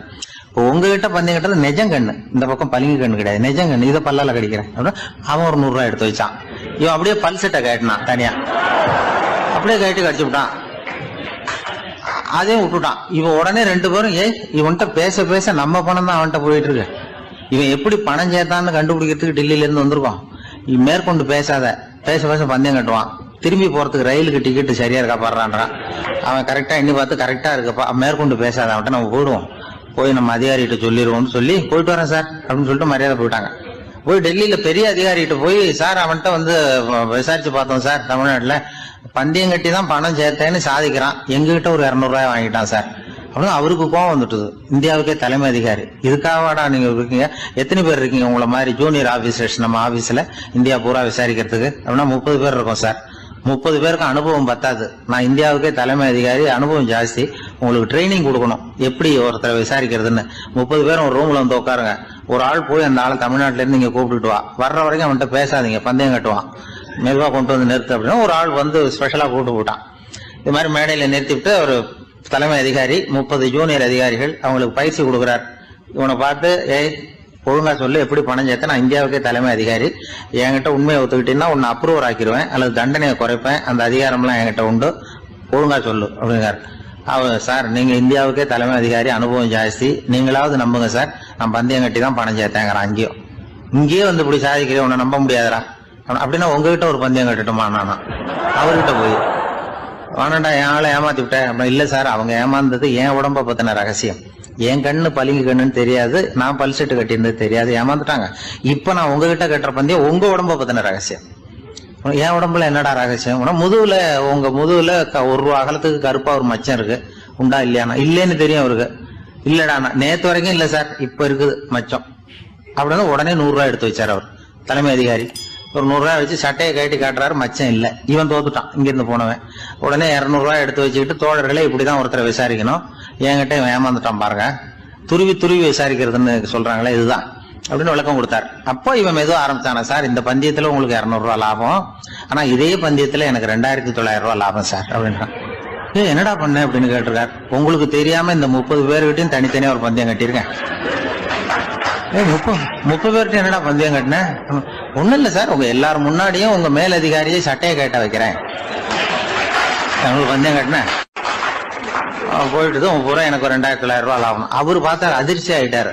தலைமை, சார் நீங்க போங்க சார் அப்படின்னு சொல்லி ஒரு ஆளை கொண்டு போய், சாரை கொண்டு போய் மரியாதையா பக்கத்து ரூம்ல விட்டாங்க, இனிமே அவர்கிட்ட யாரும் பேசாதீங்க வாங்கன்னு சொல்லிவிட்டு, அதுக்கப்புறம் தோழர்களே இவர் பேச ஆரம்பிச்சார், தோழர்களே இனிமே யாரும் தமிழ்நாட்டு பக்கம் விசாரிக்க போகாதீங்க, நீங்க யாராவது போறதுன்னா மத்திய பிரதேசம், உத்தரப்பிரதேசம், இப்படி எத்தனையோ பிரதேசம் இருக்கு, போயிட்டு வாங்க, தமிழ்நாட்டுக்கு மட்டும் போகாதீங்க, ஏன்னா அங்க போனா நம்ம பணத்துக்கு ஆபத்து வந்துருது அப்படின்னு சொன்னாருன்னு இந்த கதையை ரேடியோவில் சொன்னேன். இந்த கதையை உண்மை சம்பவமா சொன்னா அனுமதிச்சிருக்க மாட்டாங்க. இந்த நகைச்சுவைக்கு உள்ள மரியாதை என்னன்னா, அது ஒரு கதை மாதிரி உண்டு பண்ணி இப்படி சொன்னதும், இதுல என்ன என்னுடைய விசேஷம்னா, இந்த ஸ்கிரிப்டை வாங்கிட்டு வர சொல்லி மந்திரியினுடைய பிஏ வந்தார். ஒரு மந்திரி அப்ப இருந்தவர், அவர் பிஏ அடிக்கடி வருவார், வந்து இந்த போன நேற்று முந்தா நாள் ரேடியோவில் சொன்ன அந்த இன்னொரு தகவல் காப்பி ஒண்ணு வாங்கிட்டு வா அப்படி அப்படின்னு கூப்பிடுவார், மேடையில பேசுறதுக்கு எங்களுக்கு தேவை உபயோகப்படும்னு கேட்பார். அவரு இந்த நிகழ்ச்சி வந்தப்போ உடனே அன்னைக்கு வந்துட்டார் அந்த பிஏ. இன்னைக்கு காலையில சொன்னீங்களே சார், மந்திரி கேட்கிறாரு மேடையில பேசுறதுக்கு அப்படின்னு. நான் அப்பதான் ஆச்சரியப்பட்டேன், பாருங்க இந்த நகைச்சுவைக்கு உள்ள மரியாதை. அவரே கேட்கிறார், சொல்லப்பட்டதே அவரை பத்தி தாங்கிறது தெரியாம அவரே எப்படி சொல்ல, அதுதான் சிரிப்புக்குள்ள மரியாதைங்கிறது. அது யார பத்தி சொல்றோமோ அவருக்கு தெரியாம கூட சொல்லலாம் அதை. அப்படி இது உண்மையில நடந்த சம்பவம். அந்த அமைச்சர் இப்ப இல்ல, உயிரோட எல்லாம் இருந்து வாங்கிட்டு இருந்தார். கிராமத்துல ஒருத்தன் தன்னுடைய நகங்களை வெட்டிக்கிட்டு இருந்தான். வெட்டி முடிச்சதும் ஒரு வயசானவர் அவனை பார்த்து, அதெல்லாம் அடுத்தவன் கண்ணில் படுறது மாதிரி போட்டுறாதப்பா, ஆபத்துன்னார். என்ன ஆபத்துன்னு கேட்டான் இவன். எவனாவது பில்லி சூனியம் வைக்கிறவன் எடுத்துட்டு போயிட போறான் அப்படின்னாரு அவர். வேண்டாத ஒருத்தனுக்கு ஏதாவது கெடுதல் பண்ணணும்னா உடனே மந்திரவாதியை தேடி போறது உண்டு. மந்திரவாதி என்ன பண்ணுவாருன்னா, யாருக்கு சூன்யம் வைக்கணுமோ அவனோட காலடி மண்ணு, முடி, நகம் இதையெல்லாம் அவனுக்கு தெரியாம எடுத்துட்டு வா அப்படிம்பார். இது மட்டும் இல்ல, அழுக்கு துணி, பேரு, மனித உருவம் மாதிரி செய்யப்பட்ட பொம்மை இதையெல்லாம் கூட மந்திரவாதிகள் பயன்படுத்துறது உண்டு. இதெல்லாம் ஏமாத்து வேலை. மனிதனுடைய முடி, நகம் இதெல்லாம் வெட்ட வெட்ட வளருது இல்லையா, அதனால அதுக்குள்ள உயிர் இருக்கிறதாக ஆதி மனிதர்கள் நம்பி இருப்பாங்க. அதனால மனுஷங்கிட்ட இருந்து அதெல்லாம் பிரிக்கப்பட்ட பிறகும் கூட அதுகளுக்கும் அந்த மனுஷனுக்கும் தொடர்பு இருக்கிறதாக அவங்க நம்பினாங்க. அந்த நம்பிக்கை தொடர்ந்து அதோட விளைவாதான் இன்னைக்கு மந்திரவாதிகள் நகத்தையும் முடியையும் எடுக்கிறாங்க. அந்த நகத்துக்கும் முடிக்கும் ஒரு பாதிப்பு உண்டாக்குனா அது சம்பந்தப்பட்டவனுக்கு போய் சேரும் அப்படிங்கறது அவங்க நினைப்பு. அவ்வளவுதான் விஷயம். இது மாதிரி நம்பிக்கைகள் தான் இன்னைக்கு நகம், முடி இதையெல்லாம் மத்தவங்க கண்ணுல படும்படி போடக்கூடாது அப்படிங்கிற வழக்கத்தை உண்டாக்கி விட்டுது. ஒருத்தர் பேரு என்னன்னு கேட்டு தெரிஞ்சுட்டு போய் அந்த பேரை வச்சு அவனோட ராசி பலனை கணிச்சு அவனுக்கு ஏற்பட இருக்கிற கெட்ட நேரத்துல அவனுக்கு சூன்யம் வச்சா அது உடனே பலிக்கும் அப்படின்னு ஒரு நம்பிக்கை. அது மட்டும் இல்ல, சூன்ய தகட்டுல பேரை எழுதி புதைக்கிறதும் உண்டு. இதனாலதான் பெண்கள் கணவன் பேரை சொல்லாத பழக்கம் ஏற்பட்டுதான். அதாவது பேரை கேட்டுக்கிட்டு போய் ஏதாவது கெடுதல் பண்ணிவிட்டா என்ன பண்றது அப்படிங்கிற பயம். அப்படி ஆரம்பிச்ச பழக்கம்தான் இன்னைக்கு ஏதோ மரியாதைக்காக கணவன் பேரை பிறர் முன்னிலையில சொல்றது இல்ல அப்படிங்கறது மாதிரி ஆயிட்டுது. மந்திரவாதிகள் நம்ம ஊர்ல மட்டும்தான் இருக்கிறாங்கன்னு நினைக்காதீங்க, உலகம் பூரா உண்டு. பிசி தீவில் வாழக்கூடிய மக்கள் என்ன செய்வாங்களாம் தெரியுமா? இது மாதிரி மாந்திரீகம், செய்வன, பில்லி, சூனியம் இதெல்லாம் தங்களை பாதிக்காம இருக்கிறதுக்காக வீட்டை சுத்தி அகழி வெட்டி அதுல தண்ணீரை நிரப்பி வச்சிருவாங்களாம். ஆஸ்திரேலியாவில் இருக்கக்கூடிய பழங்குடி மக்கள் கிட்ட ஒரு பழக்கம், ஏதாவது பழங்கள் சாப்பிட்டா அதோட விதைய தண்ணீர்லயோ அல்லது ஆத்துலயோ போட்டுருவாங்களாம். வெளியில போட்டுட்டா அதை எடுத்து செய்வினைக்கு பயன்படுத்திடுவாங்க அப்படிங்கிற பயம். இது மாதிரி உலகம் பூராவும் செய்வினையின் மூலம் அடுத்தவங்களுக்கு பாதிப்பை உண்டு பண்ண முடியும் அப்படிங்கிற நம்பிக்கை இருக்கத்தான் செய்யுது. பொதுவா எல்லா ஊர்லயுமே நகம், முடி, காலடி மண்ணு, மனித உருவ பொம்மை இததான் மந்திரவாதிகள் பயன்படுத்துறாங்களாம். இந்த பில்லி, சூனியம், செய்வினை இதுல இருக்கிற உண்மை என்ன தெரியுமா? நகமோ முடியோ எதையும் செய்யறது இல்ல, சம்பந்தப்பட்டவனுக்கு ஏற்படுற பயம் இருக்கு பாருங்க, அதுதான் பாதிக்கும். இது மனநிலையை பொறுத்த விஷயம், வேற விஞ்ஞான ரீதியான பாதிப்பு இதுல எதுவும் கிடையாது. நம்ம ஊர்ல ஏற்பட்ட பகுத்தறிவு சிந்தனைகள், மூட நம்பிக்கைகளை எவ்வளவோ குறைச்சிருக்குது. இருந்தாலும் ஏமாந்து போறவங்க இன்னும் இருந்துகிட்டு தான் இருக்கிறாங்க. இந்த காலத்துல சின்ன குழந்தைகளை கூட ஏமாத்துறது கஷ்டம். ஒரு குழந்தை கேட்டுதான், ஏன்பா பிரார்த்தனை பண்ணுனா நமக்கு எல்லாம் கிடைக்குமா அப்படின்னு தான். ஓ கிடைக்குமே அப்படின்னாராம் அப்பா. நீ வச்சிருக்கிறிய பேனா அது கூட கிடைக்குமா அப்படின்னு கேட்டுதான் குழந்தை. ஓ கிடைக்கும் அப்படின்னாராம். அப்படின்னா நீ வச்சிருக்கிற பேனாவை என்கிட்ட கொடுத்துரு, அதுக்கப்புறம் நீ பிரார்த்தனை பண்ணி வேற ஒரு பேனாவை வாங்கிக்கோ அப்படின்னு தான் அந்த சின்ன குழந்தை. ஒரு ராஜா இருந்தார். அவர் ஒரு பெரிய கோயில் கட்டினார். பல ஊர்கள்ல இருந்து சிற்பிகள்லாம் கொண்டுகிட்டு வந்தார். அழகழகா சிற்பங்களை செய்ய சொன்னார். ஊர்ல உள்ள ஜனங்களும் கோயில் கட்டுறதுக்கு அவங்களால முடிஞ்ச உதவியை செஞ்சாங்க. ராத்திரி பகலா வேலை நடக்குது. கோயில் கொஞ்சம் கொஞ்சமா வசந்துகிட்டே வந்துட்டுது. அந்த ஊர்ல ஒரு வயசான அம்மா இருந்தாங்க, ரொம்ப ஏழை. அவங்களுக்கு மனசுக்குள்ள ஒரு உறுத்தல், இந்த ஊர்ல எல்லாரும் இந்த கோவில் கட்டுறதுக்கு அவங்களால முடிஞ்ச உதவியை பண்ணிட்டு இருக்கிறாங்க, நம்மளால ஒன்றும் பண்ண முடியலையே அப்படின்னு நினைச்சு கவலைப்பட்டாங்க. அவங்களுக்கு மனசு கேட்கல, ஏதாவது செய்யணும் நம்மளால முடிஞ்சது அப்படின்னு யோசனை பண்ணாங்க. நல்ல வெயில் நேரத்துல சிற்பிகள்லாம் ரொம்ப சிரமப்பட்டு சிலை வடிச்சுக்கிட்டு இருக்கிறாங்கல்ல, அவங்களுக்கு அந்த நேரம் தாகம் எடுக்குமே, அதனால சிரமப்பட்டு ஒரு குடத்துல தண்ணி எடுத்துக்கிட்டு அதை இடுப்புல வச்சுக்கிட்டு மெதுவா கொண்டுகிட்டு அங்க போறது அப்படின்னு முடிவு பண்ணிட்டு அந்த அம்மா போச்சு. அங்க போய் வேலை செய்யறவங்களுக்கு தாகம் எடுக்கிற போலாம் ஒரு கோவலையில தண்ணியை எடுத்து கொடுத்துக்கிட்டு இருக்கிறது. இப்படியே பண்ண ஆரம்பிச்சுட்டு அந்த அம்மா. ஏதோ அந்த அம்மாவால முடிஞ்ச ஒரு சின்ன உதவி இது. இப்படி கொஞ்சம் கொஞ்சமா வேலை நடந்தது. கோபுரம் வசந்தது, எல்லா வேலையும் முடிஞ்சது. இனிமே கடைசியா கற்ப கிரகத்தின் மேல விமானம் அமைக்க வேண்டியதுதான் பாக்கி. அந்த வேலையும் ஆரம்பமாச்சு. அந்த சிற்பிகள்லயே அனுபவசாலியான ஒருத்தர் இந்த அம்மாவை தேடிட்டு வந்தார். பாட்டி, உங்ககிட்ட இருக்கிற ஏதாவது ஒரு பொருளை கொடுங்க, அந்த விமானத்துல வைக்கலாம் அப்படின்னு நாங்க நினைக்கிறோம் அப்படின்னார். இந்த அம்மாவுக்கு ஒன்றும் புரியல. ஏதாவது இருந்தாவில கொடுக்கலாம், எதுவும் இல்லையே, என்ன பண்றது யோசனை பண்ணாங்க. இத பாருப்பா, என்கிட்ட என்ன இருக்கு, இந்த வாசப்படியில கிடக்குது, இந்த கல்லு தான் இருக்குது, வேணும்னா இத எடுத்துட்டு போங்க அப்படின்னாங்க. உடனே அந்த கல்லை பேத்து எடுத்துட்டு போயிட்டாங்க அவங்க.